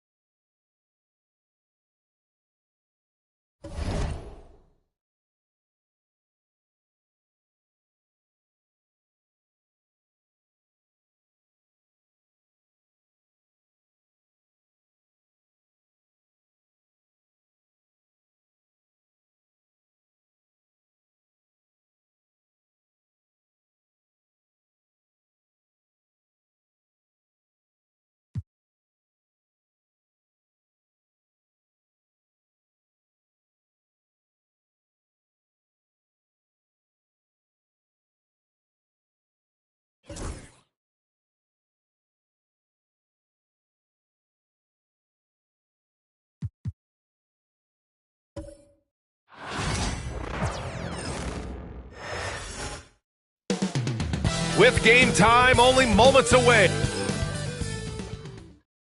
It's a very special day on the calendar. Well, Brent, tonight we got a great front court matchup. Yeah, this is a game, BA, I think that has been circled on the calendar. These guys are competitive, but there are positional rivalries that do exist, and the only way you can measure up is standing across from your opponent. We've got that here tonight. Who's going to get the best of who? A look at the Pistons starting group. Down low, it's going to be Harris and Duran. Cunningham's out there with Tim Hardaway. And it's Thompson in at the 3 spot. That's one of Tim Hardaway Jr.'s favorite shots. Not just the ones that go in, but from that spot on the floor. Now here's Hero. From behind the arc. Duren with a rebound. And so Thompson will bring it up for the Detroit Pistons. It's a 3-point game. Last time they met in Detroit. They barely got the win the last time these teams faced off. And in large part, I think it was because they were pushing the action and drawing foul calls. Well, it was because they got to play a lot of the second half against the second unit. The guys that ordinarily would have been out there were stuck on the bench with all those fouls. One of the more skilled offensive players that is on the floor here tonight. Not an easy fella to hold in check. Cunningham looking it over. Pass to Hardaway. 5 on the clock. Here's the 3. The rebound by Ware. And here are the Heat. Outplayed in the previous game on their schedule, losing to the Knicks. It seemed like coming into that game, they looked a little off, and they never really hit their stride. Yeah, and that score got a little bit lopsided, so not the kind of effort that they want to repeat anytime soon. Here's Cunningham. Miami making their last shot. Outside Hardaway. Back to Cunningham. Over Mitchell. And that one's good. Cunningham. Not an easy shot at all. Cunningham seems to have it early on in his NBA career. All right, Grant, I have to ask you, has there ever been a more intimidating team than the old bad boy Pistons? Well, they weren't fancy, but they played hard and they played physical basketball. Every team that faced those Detroit teams knew they were in for a battle. Now here's Adebayo. He had a 12-point outing in their last game against the Knicks in New York. And he didn't just put up big points. He beat everyone to the boards. Detroit has gone 1 for 3 from beyond the arc. Thompson outside. Back to Hardaway. Inside. Here's Cunningham. And it's flushed down. A nice jam. And this is where Cade Cunningham showing his ability to get above the rim as a point guard. This makes him special. All right, let's get a report from Allie. Just moments ago, Eric Spoelstra and I were able to chat. I asked him what's the key to slowing down Cade Cunningham. Coach said, quote, not letting him get clean looks inside the arc. Cade is a terrific mid-range shooter and a solid finisher inside, so we just have to get a hand in his face on every shot. Limiting his production could be the difference in this game. All right, Allie, thanks once again. Detroit with the ball. Miami making their last shot. Hardaway, no good. Yeah, that miss might stick with him for a little while. That's kind of a shoot-around jumper if I've ever seen one. Wiggins passes to Hero. The 3 is up. Nails it from 3. Hero's got 7 points. Pistons trail by 4. And J.B. Bickerstaff decides to call timeout. He's going to gather the troops and talk it over.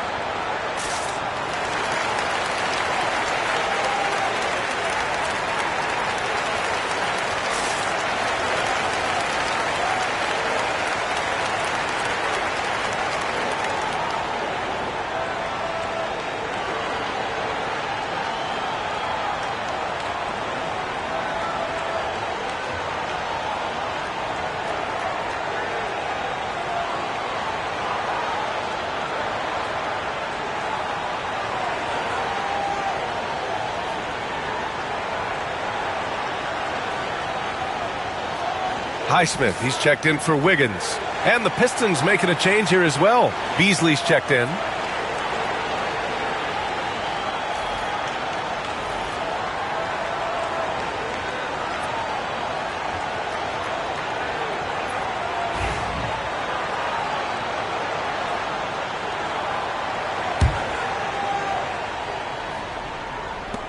On defense, the Heat. They lead by 4.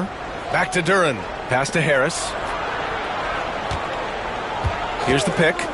Beyond the arc. Gets the 3 to fall. Well, early in his career, defenses challenged Tobias Harris to take this shot. Now they don't want him to, for good reason. Here's Ware. No points yet. To the middle. Here's Hero. And down it goes. Dunked it through off a beautiful setup. Just great offense. The screen freeing him up for the slam. Hey, without that screen, he doesn't get a clean look at the rim. Yeah, why settle for the layup when you can attack the rim and rise up like that? There's Cunningham with a 3. The rebound by Ware. And he probably thought he was going to bury that one. Here's Hero. The rebound by Detroit. They're fresh off a win against the Pelicans. And it's just so hard to stop them when they're scoring at that level. They were efficient and didn't let up at all. Yeah, never stopped working. One of those games where just everybody was making shots, continual flow, and a very professional win. Their offense looking like a well-oiled machine. 1:03 left in the opening quarter. Hardaway with a screen on Mitchell. Cunningham against Mitchell. Just 5 on the clock. Harris finds Hardaway. Puts up a deep 3. Another miss. He's 1 for 4 from the field. It's been that kind of quarter for him. The shot has just been unreliable. Hero for 3. The offensive rebound. And Adebayo slams it in. And you love the energy that Bam is bringing here, just all over the glass. Pistons trail by 8. Hardaway, the pass to Cunningham, looking to end the run with the drive, and rejected. And it's going to be out of bounds. Detroit will have another go. Just a superb read on defense to come up with the block. Oh, amazing indeed. And getting stops like that only encourages them to keep attacking on the offensive end. Both teams will make substitutions.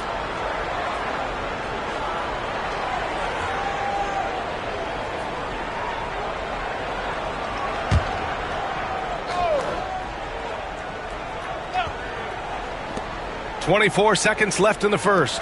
Beasley for 3. And again, no good by Detroit. Miami leading by 8. Outside Robinson. Pass to Rozier.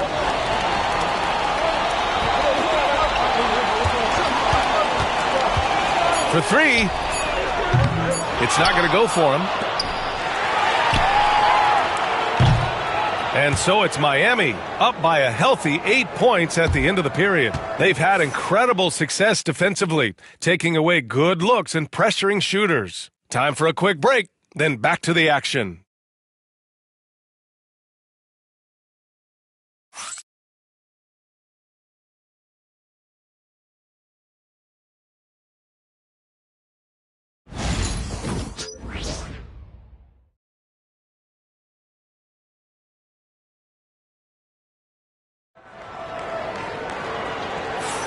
And for those of you just tuning in, second quarter action is where we are.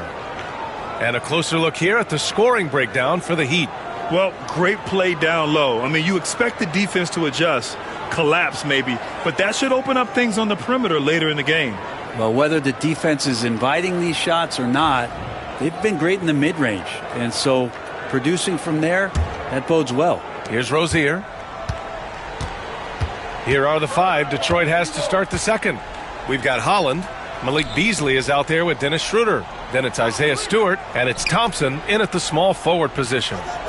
Love a screen on Schroeder. 3-pointer Rozier. The rebound by Stewart.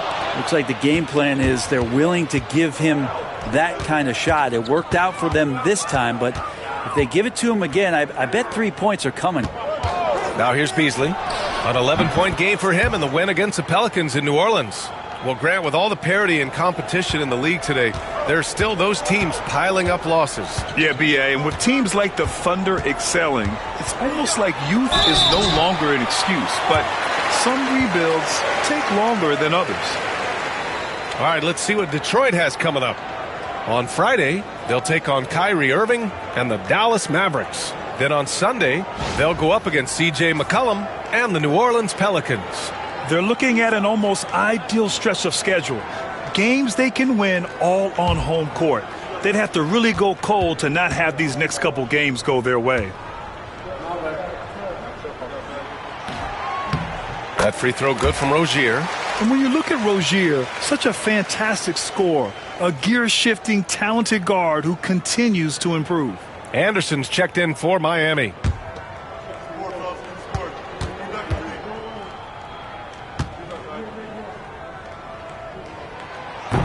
No good on the second, so he hits 1 of 2.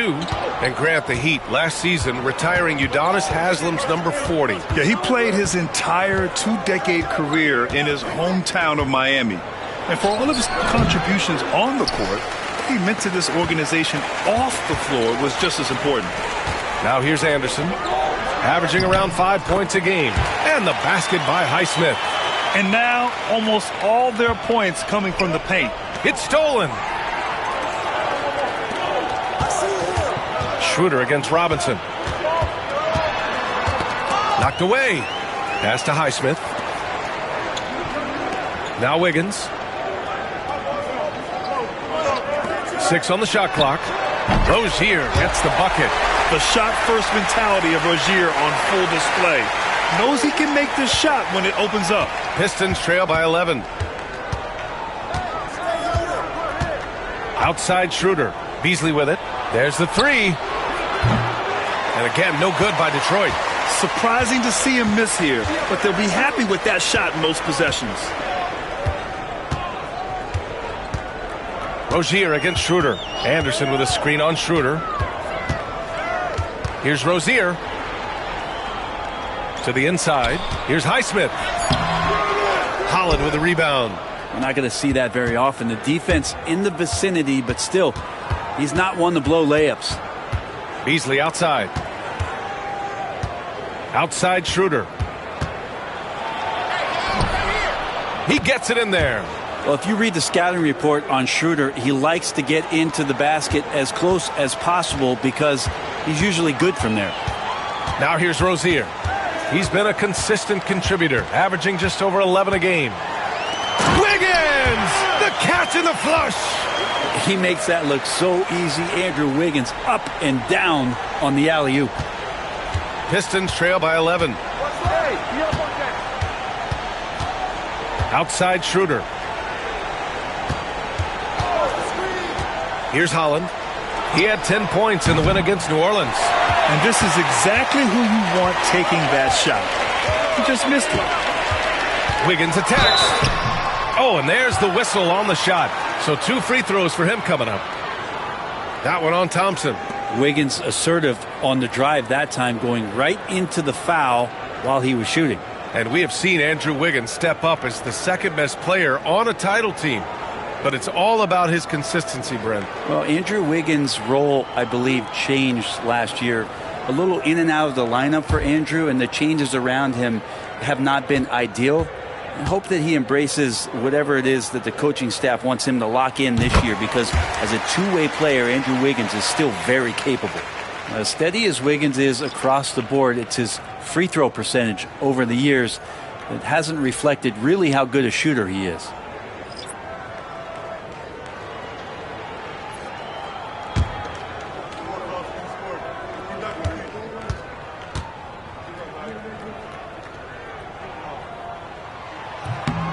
And Wiggins drops them both. All right, Brent, let me ask you a very important question. What exactly is Heat culture? BA, Heat culture is about toughness and competitiveness. And if you step into that building, you better make sure that you're ready to be pushed and push the limits that, as a professional player, not a lot of other teams are willing to go. As soon as they find guys who enjoy that, and I'm not going to say torture, but it's close, those are the kind of guys who make it in Miami.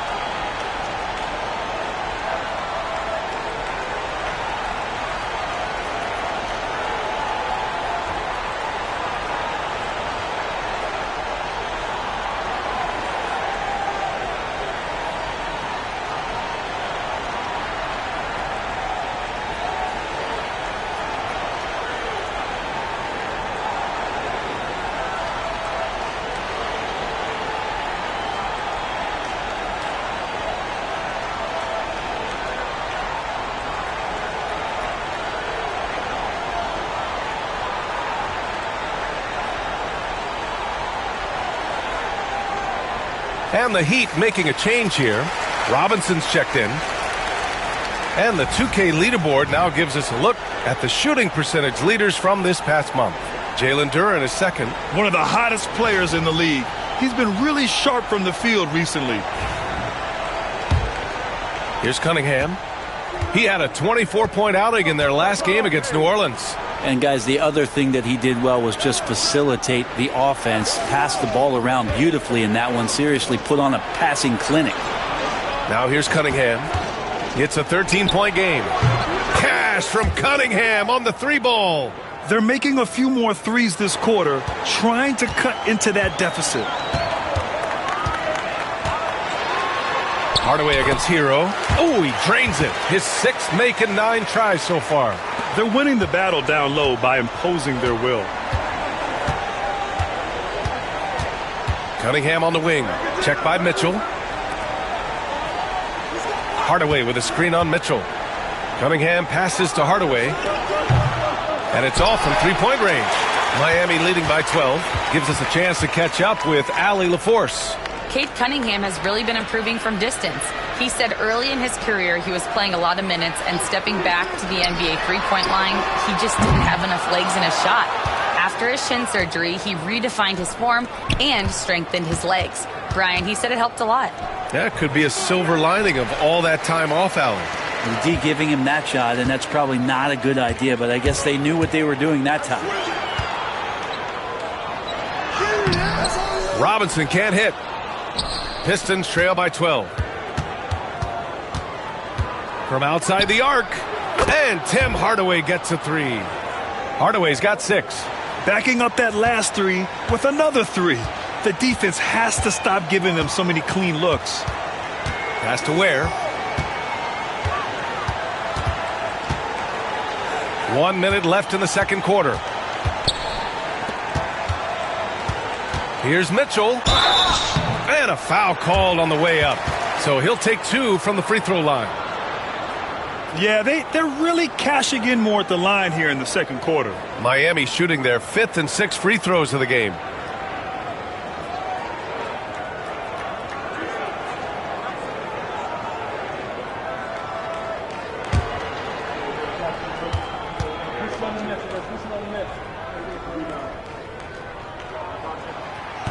That free throw, no good. Wiggins, he's checked in for Miami. Thompson, he's checked in for Detroit.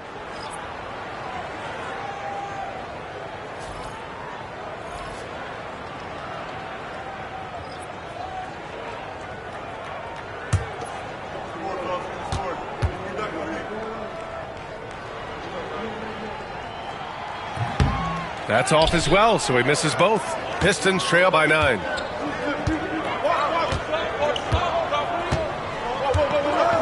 Pass to Cunningham. And that one goes in as he's fouled. It'll be 3 points if he converts the free throw. And make no mistake, Cade Cunningham is the engine of this team, Grant. Man, his vision and playmaking are crucial to the offense. Coach trusts him to make the right reads and set up his teammates. He has cut down on mistakes and is rounding into an elite point guard. Mind the lanes. Mind the lanes. One shot.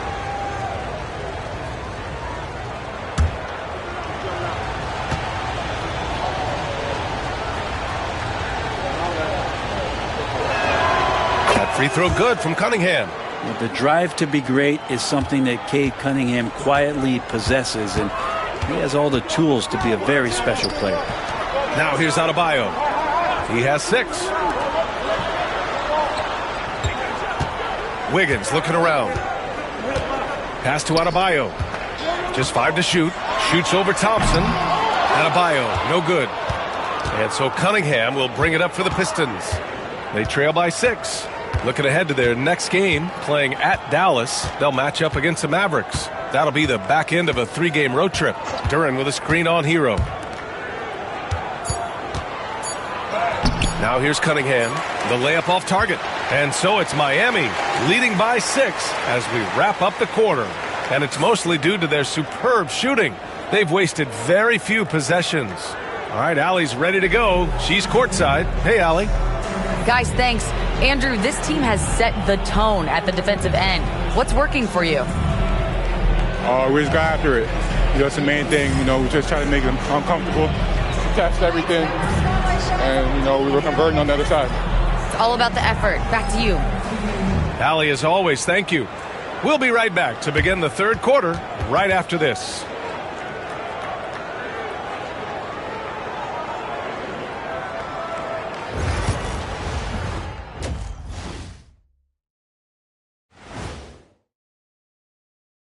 Welcome in for halftime. And what's on tap, you ask? I can answer that. So far, it's been a nice outing for the Miami Heat. When you look at how they're getting their points, a good portion come from inside.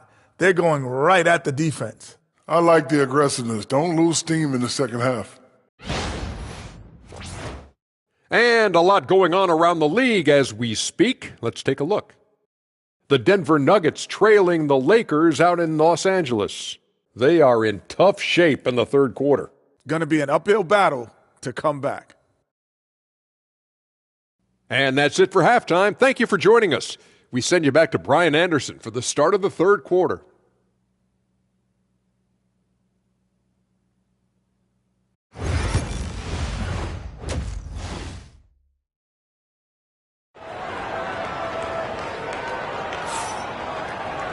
And if you're just joining us, we played through the first half in a game that's been fairly even so far. How about Tyler Hero displaying all of his skills today?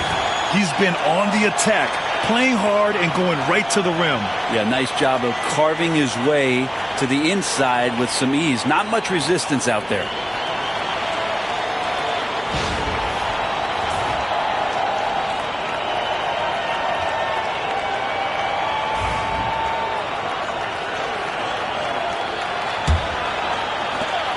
Heat leading by 6. Bam Adebayo is out there with Andrew Wiggins. Then there's Tyler Hero. Then it's Davion Mitchell. And it's Ware in at the pivot spot, manning the middle. That's the group for Eric Spoelstra starting the second half. Soft interior D, and they've exploited it. Cunningham finds Duren. And he's going to the line for 2.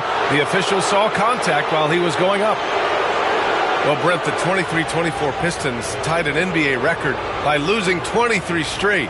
One bright spot, however, was Jalen Duren. Well, the bright spot, BA, would be that you wouldn't mention that again. So let's just forget about that and put it behind us. But Jalen Duren did have some moments. He averaged a double-double that season at just 20 years of age. So sky is still the limit for this young, big, physical player. And he knocks down the first one, and it's 6-10. Jalen Duren is an incredible athlete for his size. Yeah, he's got a lot of bounce, which helps him as a rim protector, rebounder, and lob threat. Plus, he's got quick feet, and he's able to guard smaller guys on the perimeter.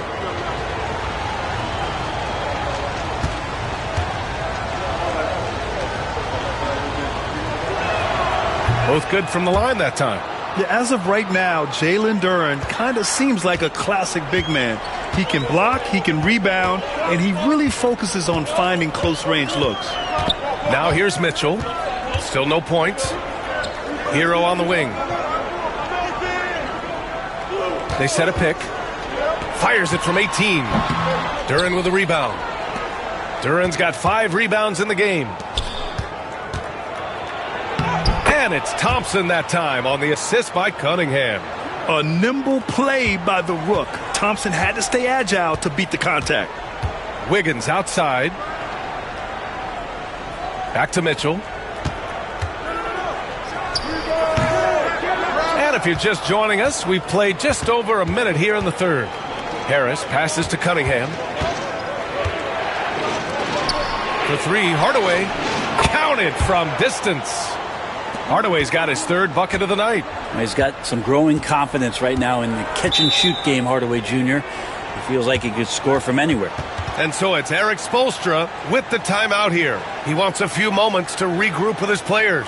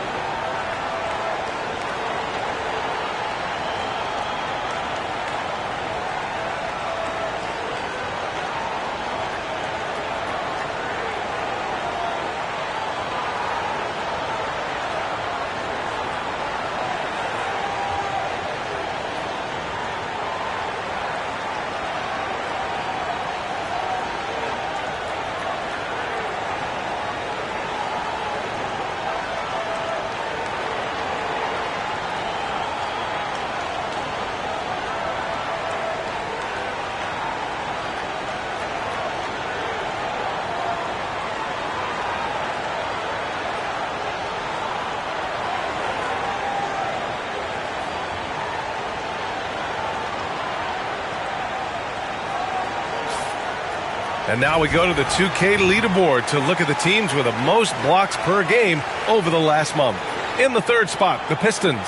These guys have been so impressive down low on the defensive end, denying shots left and right over the past month.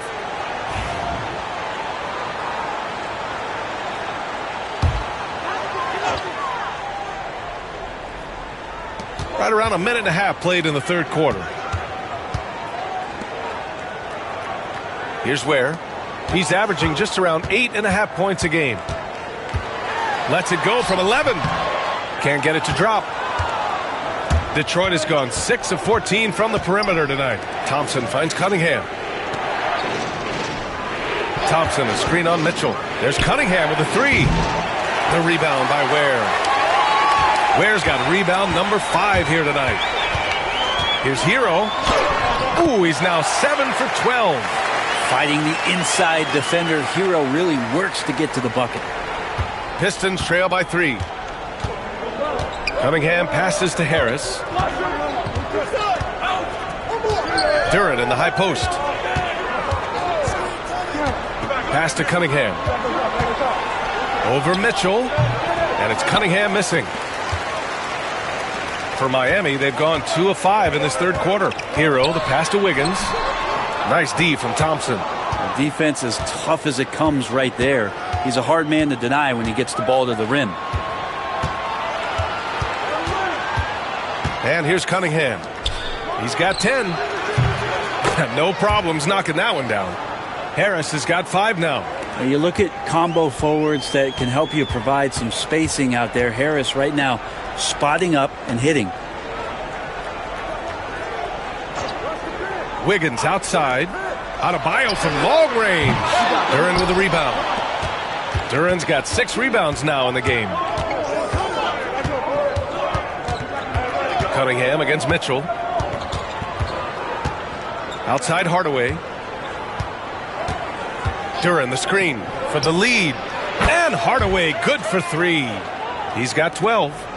Just incredible. I mean, he's really making it rain out there, knocking them down one after another. Kind of like he's in his living room right now. He's found a comfort zone. Once he gets that, the defense knows they're in trouble. Look, I know he wanted to answer with a 3 of his own, but you got to play smarter. Play your game, not theirs. Harris misses. And so it's Wiggins with it. He brings it up for the Miami Heat. They'll be playing host to Houston for their next game. That'll be their second of a 5-game stretch at home. Ware. And he got the whistle on the way up. So he'll be headed to the line for a pair. That one on Durant. Miami shooting their 7th and 8th free throw attempts of the game.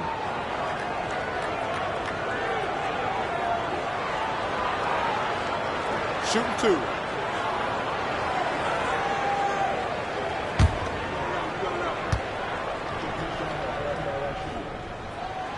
First one falls. A different look for Miami. Highsmith, he's checked in for Andrew Wiggins. Robinson comes in for Hero. And it's Rozier in for Mitchell.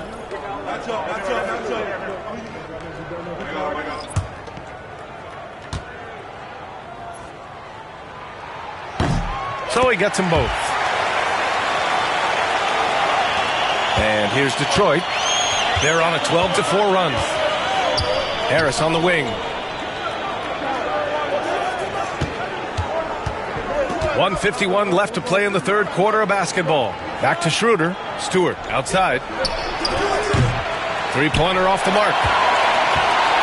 Miami has gone 0 for 2 from outside here in the third. Schroeder against Rozier. Down low. And finished off by Adebayo. Nice roll by Adebayo, just having himself ready to receive that pass. You know, he's 6'9". Brent, would you call Bam Adebayo a small ball center? If you were standing in front of him, B.A., would you do that?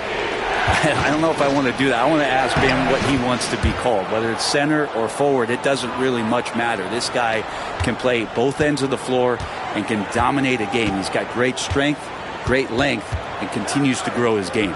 Here's Adebayo. After the Pistons picking up a basket just moments ago. From out on the wing, he knocks it down. Adebayo's gotten 4 this quarter. Bam connecting from the outside. That makes him scary when he's knocking down Jays. And he lobs it up. It's tipped. Robinson with it. Beasley covers. Here we go, one-on-one. Rozier from outside. Drills it from deep. Rozier's got 7. With all that space, it's so hard for the defense to stay connected to everyone. Pass to Harris.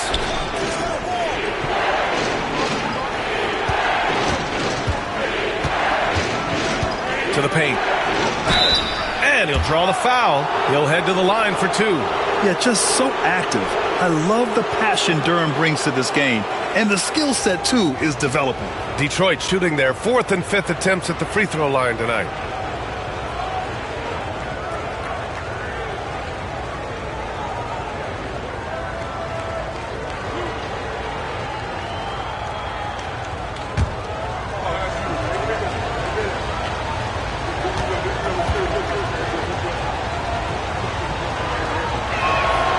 No good on the free throw. Well, a former lottery pick in Jalen Duren, and what you love about him is he plays with energy and great passion.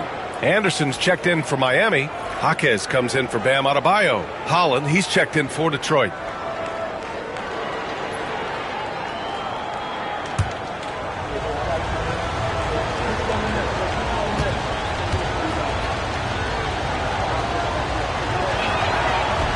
Second free throw, no good. Miami leading by 5. And they're dialed in offensively. Sure are. Staying in attack mode and at the same time playing under control. And so the ball out of bounds. Beasley touched it last.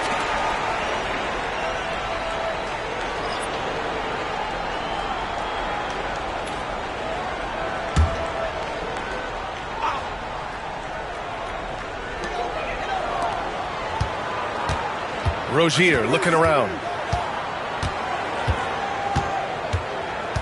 Anderson with a screen on Schroeder. Pass to Anderson. Here's Highsmith. And no good. Trying to get that one to fall. And we've reached the end of the third. Heat out in front. They lead by 5. And we're coming right back. Be sure to stay with us as we get set for quarter number 4.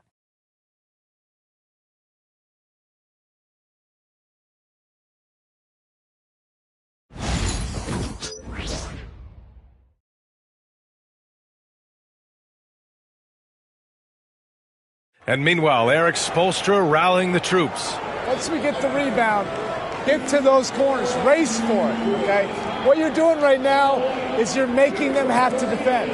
And Coach Spo imploring his guys to be faster and sharper than the other team. If they do that, they'll be fine. Coach wants to tire the opposition out on defense. Well, what a terrific game it's been so far, with this fourth quarter sure to bring more pressure-packed basketball.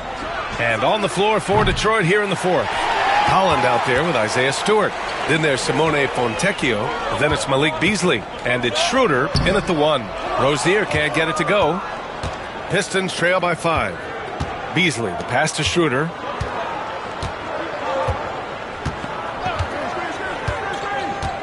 Back to Beasley. Shot clock at 6. And it goes straight through with a swish.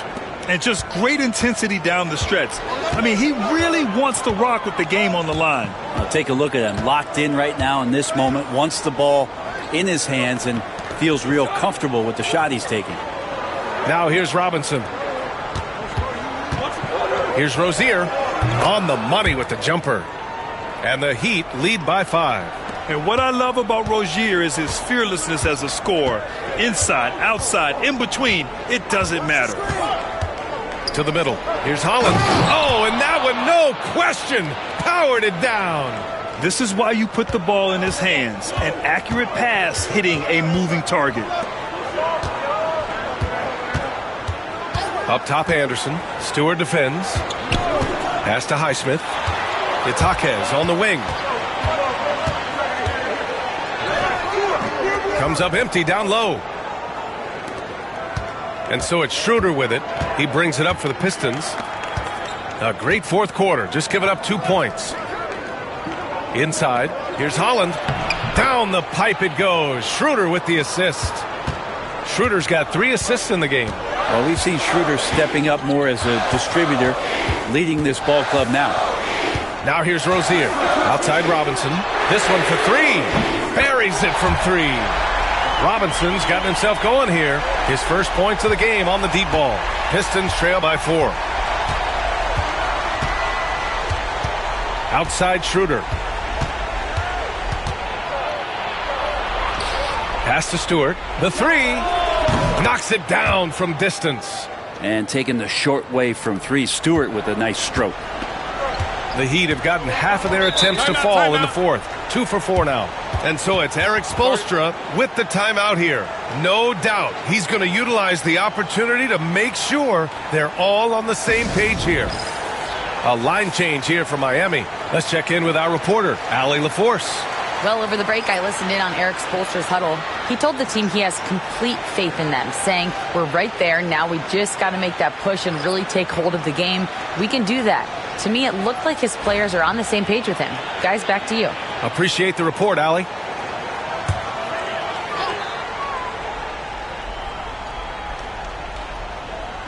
A little over 2.5 minutes have passed here in the fourth. Wiggins outside. And Wiggins anticipated that one. He saw the foul coming, and he made sure to get that one off. And a look at how the offensive approach has been going so far for the Heat. Just a great job running the floor in transition. Now, he realized they were tiring out the defense early, and they took full advantage. Man, scoring off of turnovers is so helpful. I mean, you get easy opportunities at the rim. It devastates the opponent. They've done a great job tonight at converting on those chances. And he makes the first.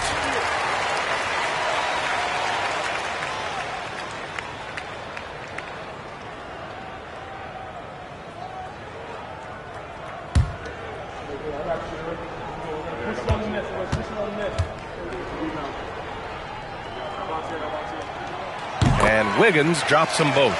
If they keep hitting free throws at this clip, it'll help them seal the deal. Cunningham, right side. To tie it up. Rebound, Miami. Adebayo's got 5 rebounds tonight. Wiggins down low. Defended by Thompson. Wiggins, no good. Pistons trail by 3. Cunningham outside. Pass to Duren. And there's the call. It's on Bam Adebayo. That's his first foul.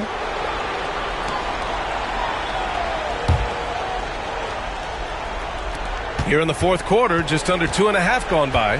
Thompson, a screen on Hero. Here's Hardaway. Miami grabs the miss. Ware's got 8 rebounds in the game. Hero outside. Outside Mitchell. Adebayo sets a screen. Miami, no good that time either. The Pistons have gone 4 of 7 from the field in the fourth quarter. Here's Cunningham. Mitchell grabs the miss. Heat leading by 3. Hero outside. We've got 1:55 left in the fourth quarter of this one. The rebound by Detroit. They are so close to taking the lead. This is one of those games where momentum is key. Here's Cunningham. The rebound by Wiggins. It's clear he's totally out of sync. The team needs to rethink its strategy around what to do with him. Hero for 3. That's a miss. Shooting 7 for 14 from the floor. Pass to Hardaway. Back to Cunningham. Fades and shoots. Cunningham can't get that one to fall. Miami has gone 1 for 3 in the fourth quarter from range. Here's Adebayo. Good. And that makes him 6 for 9. A quality game for him so far. Bam stepping up and making a huge play for his team that time. Steps back. To win the drought. And it's good. What a beautiful shot. Brings them within 3. You gotta love what Cade Cunningham as a young star is bringing to this game. Now here's Hero.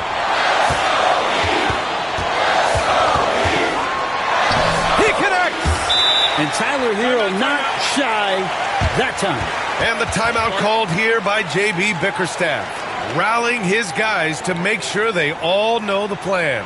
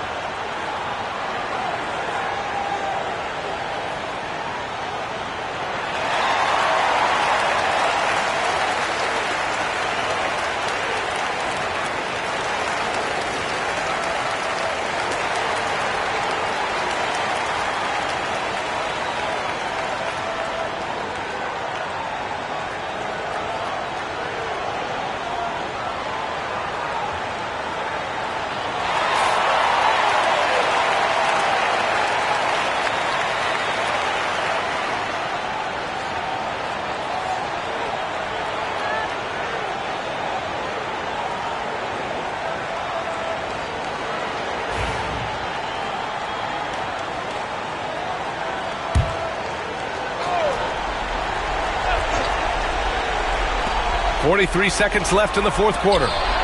Cash! And he's brought them within 2 points now. Wow. That takes steady nerves right there. Not backing down from this moment here. When the game is close, he kicks it up a notch. So often we see guys fail to box out now, but he did a great job right there. Cunningham steps on the gas. Count it! And he's tied it up. What a shot! Oh, Cade Cunningham answering that call. And so it's Eric Spoelstra with the timeout here. And a great call on his part. This is the time you want to be in sync right here.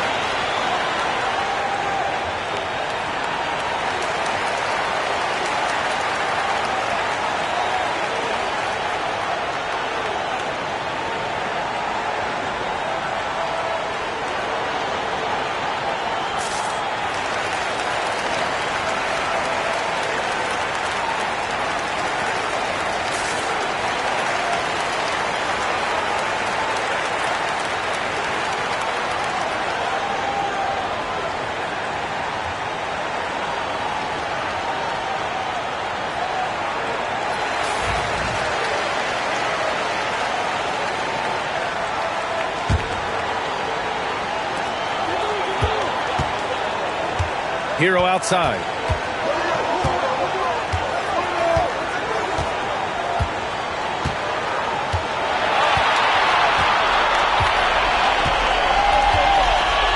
Adebayo sets a screen. He's been tremendous at corralling misses all night long. Yeah, it's almost like he's got a magnet on that ball here tonight. He's in the right spot all the time. And J.B. Bickerstaff decides to call timeout. The pressure is on, and he's got a plan to share with his guys.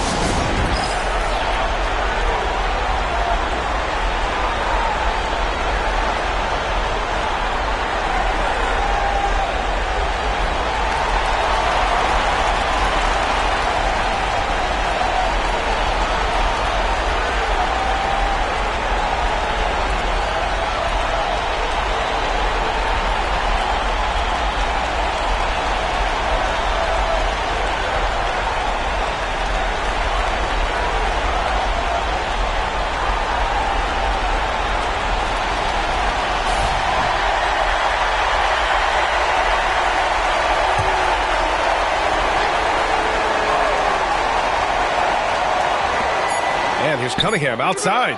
Oh, no good! We're headed for overtime.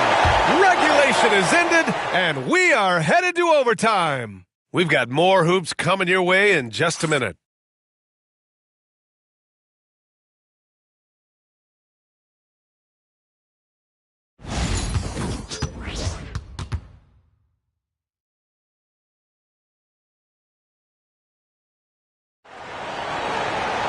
And now we get set for overtime in what has been a stirring contest.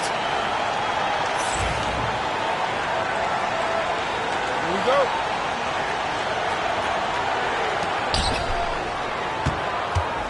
Thompson and Harris are the 3 and the 4. Cunningham is out there with Tim Hardaway. And it's Duren in at the 5, roaming the paint. For 3, Hardaway. The rebound by Ware. Ware's got rebound number 10 tonight with that last one. Pass to Hero. The 3 is up. Connects from downtown. Hero's got 21. Pretty much having the green light on the offensive end. Tyler Hero gets explosive to score. Wiggins against Thompson. Harris outside. Now here's Hardaway. Fires for 3. Out to Harris. Takes the 3. Drops in the 3. A solid three-point marksman. Harris has that inside-outside offensive game. A minute into overtime of what's been a great one so far. Here's Hero. And the layup is good. Hero's got 5 points now in the quarter. Coaching staff would like some more shots from that range.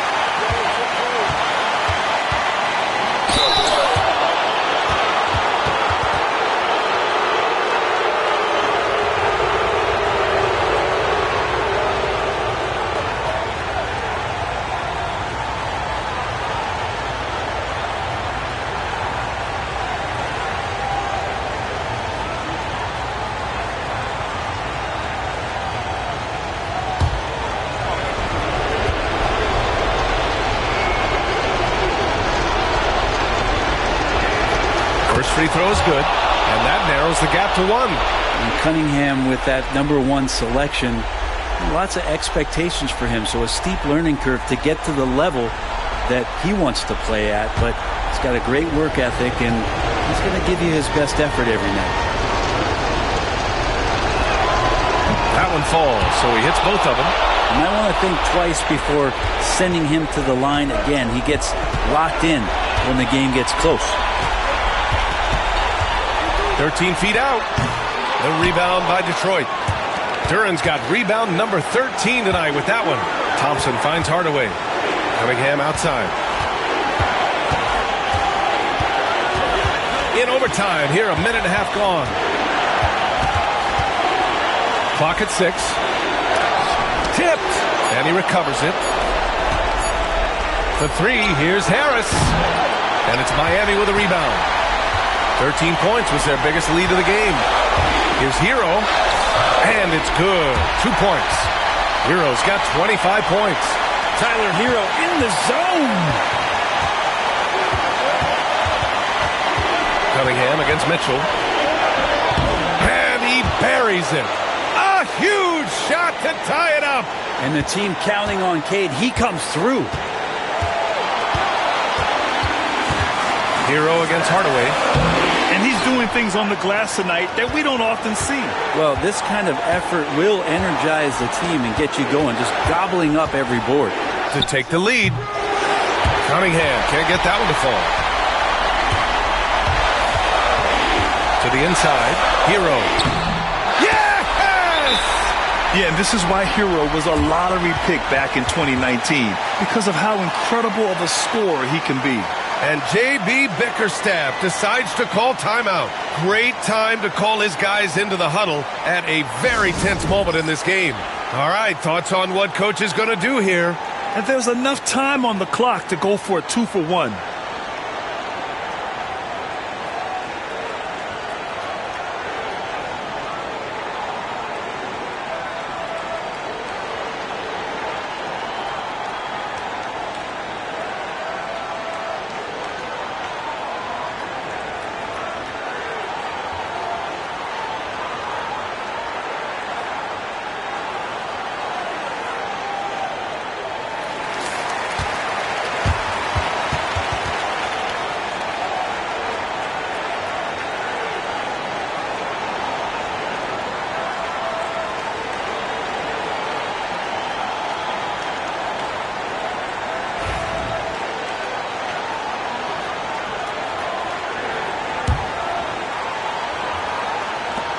And J.B. Bickerstaff decides to call timeout. Critical moment here. He's not taking any chances. And looking at the options here, what do you think is being discussed? A chance to tie it up here. Well, they just need a solid play right now, and Coach going through his index cards to find one to get something going.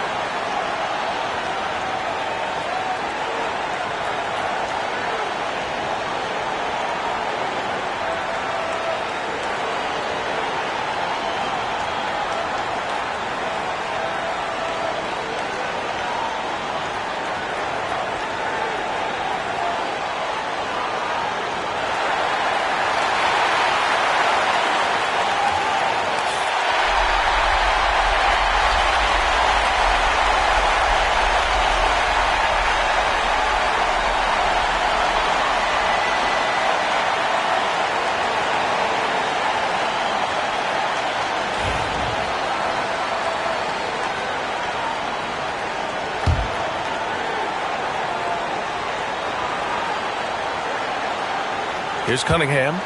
Shot clock and game clock separated by less than 6 seconds. The basket drops, and he gets fouled on the shot. One free throw coming his way. And Cade Cunningham stepping up in a big moment for this squad.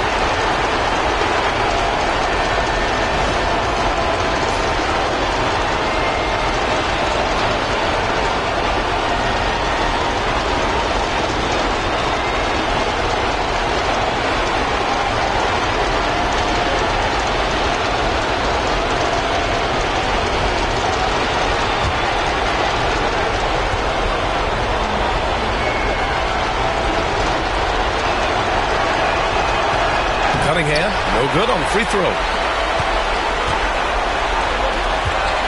Hardaway against Wiggins. Up and over Hardaway. Here's Adebayo. Can't connect from short range.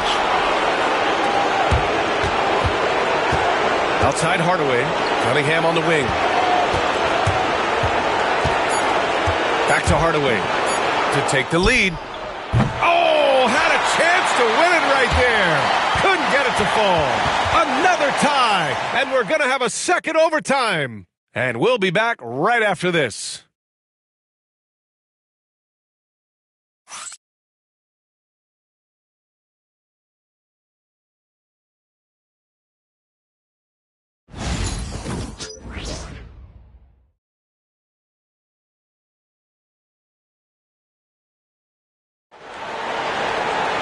And as we play into another overtime, the tension continues to build. Both teams refusing to lay down. Here we go.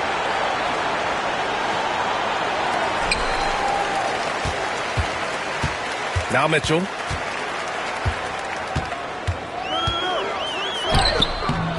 Cunningham with some nice D. And here's Thompson. He'll bring it up for the Detroit Pistons. Harris left side.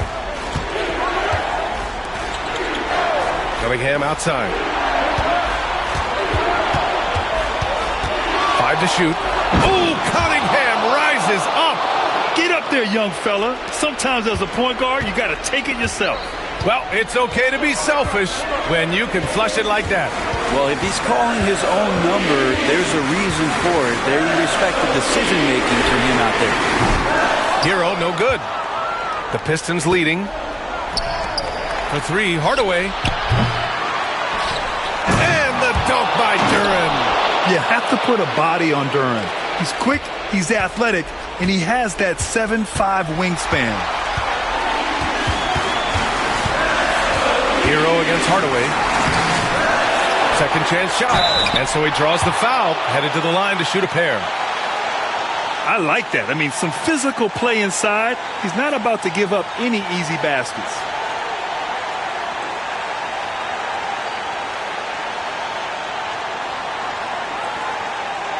Take a break. Take a break. 2 shots.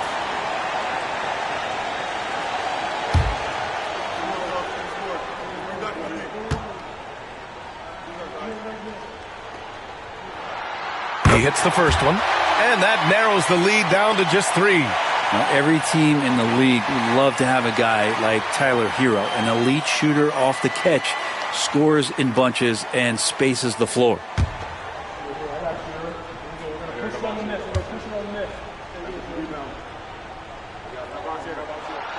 And so Hero nails both of them. Yeah, they desperately needed those free throws, and he delivered. It's down to a one-possession game.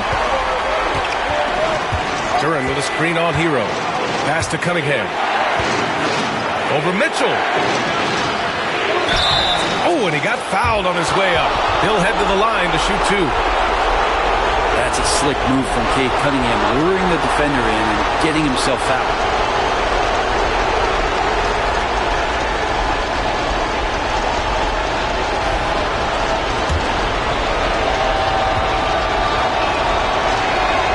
Gets the first, and that makes it a 3-point lead. The number 1 pick in the 2021 NBA draft, Cunningham is a tall PG with an incredible skill set. So he goes 2 for 2 at the line, and it's a 4-point ball game. And you just have to understand that hours and hours of practice mean that clutch free throws become easy. Here's Hero. Duran with a rebound. Duran's got his 16th rebound on the night. Pass to Hardaway. Cunningham on the wing.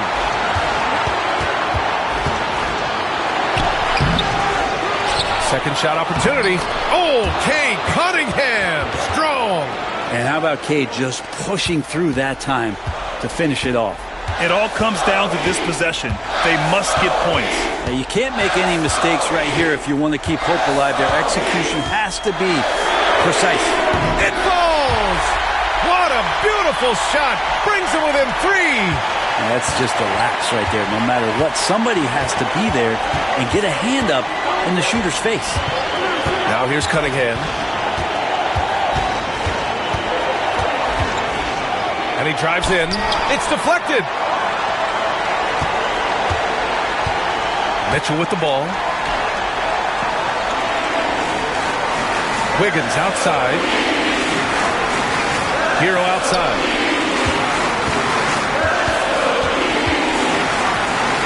Up and over Hardaway. Hero no good. And he commits the intentional foul. And a smart choice right there. I mean, you can't allow them to just drain the clock.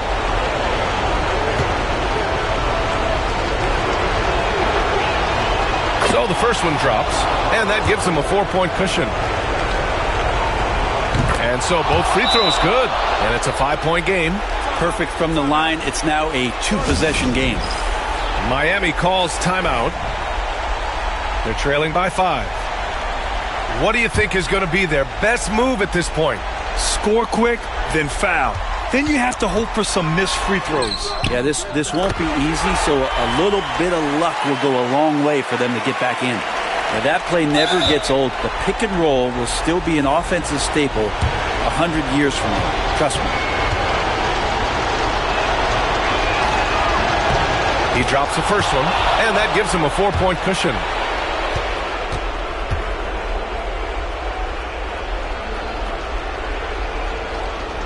So he gets them both, and it's a 5-point game. All but over now. Those free throws help seal the deal. Miami calls timeout. They're behind by 5. Let's hear from our analyst. Give us your take on the strategy being discussed right now. No doubt. They've got to get a quick bucket here. It's funny, at this point in the game, the coach is asking the team to be perfect. They haven't been to this point. And so they foul intentionally. Yeah, no choice but to foul in that situation. Although, that's not the guy you want to send to the free throw line. Good on the first, and that increases the lead to 6.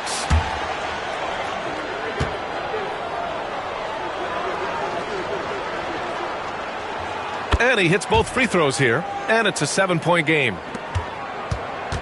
They've been a different squad here in overtime. I'm just not seeing the same energy level. On target from range.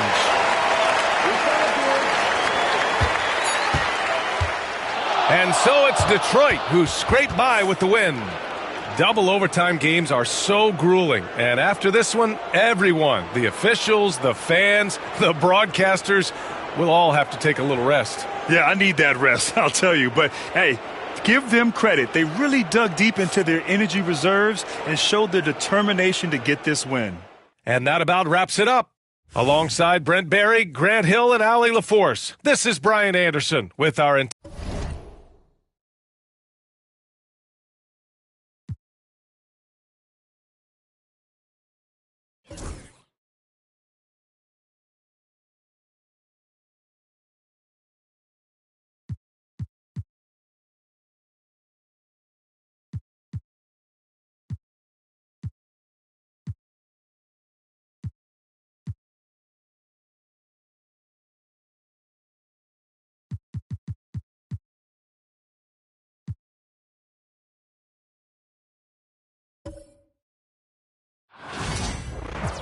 Hello and thanks for joining us on Noche La NBA. And Greg, when you're facing the front of a back-to-back, how much does that affect you as a player? Before and after the game, for sure, it's on your mind. But once the whistle blows, you have to live in the moment. You can bet the coaches are very aware of it. Now let's take a look at Denver's opening lineup. The forwards are Porter Jr. and Gordon to his side. In at the guard spots, it's Murray and Brown. And it's Jokic in at the center, locking down the middle. And so the Denver Nuggets get the first points in the ballgame. Pass to connect. Back to Doncic. Oh, good on the triple. And here's Denver. It's a three-point game. Here's Murray. Good, and a nice assist from Porter. And let's be honest, Murray has never seen a shot he didn't like, especially these mid-range jumpers. Here's Connect. Taking a look at his stats, he's averaging around 9.5 points a game. The three for Doncic. Buries it from three-point range. And they don't want to get in a habit of giving him open looks from three. First quarter still, but not who you want to leave open.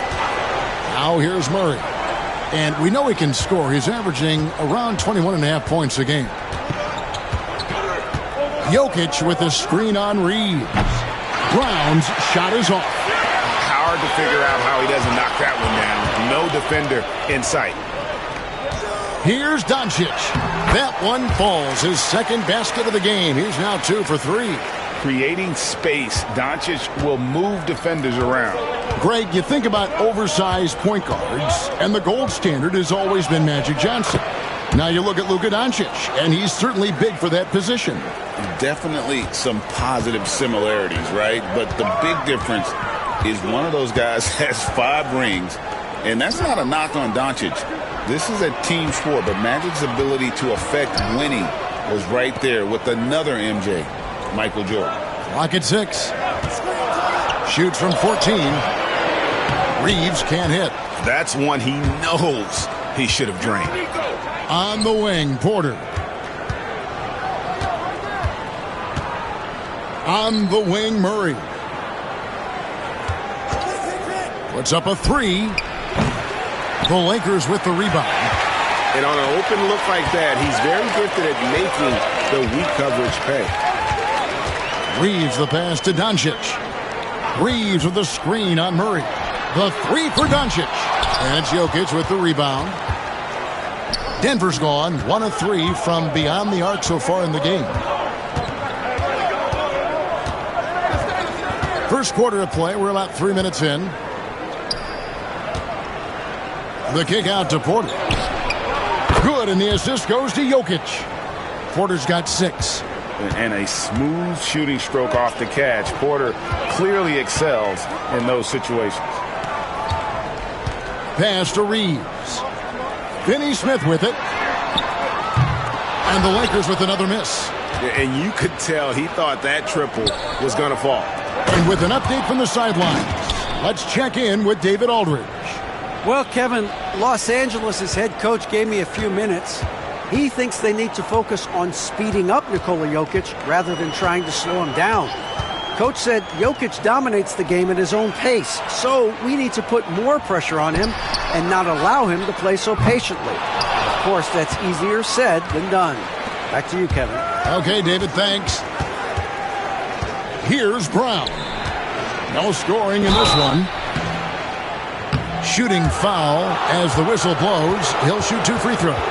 And something you see with the Lakers, they really trust their role players, don't they, Richard? Yeah, LeBron does a great job of empowering his group. That's why he's top 5 in the league all time in assists. If you earn his trust, he will give you a ton of space to work. The Lakers know that they can only go as far as their great group of role players. First free throw is good.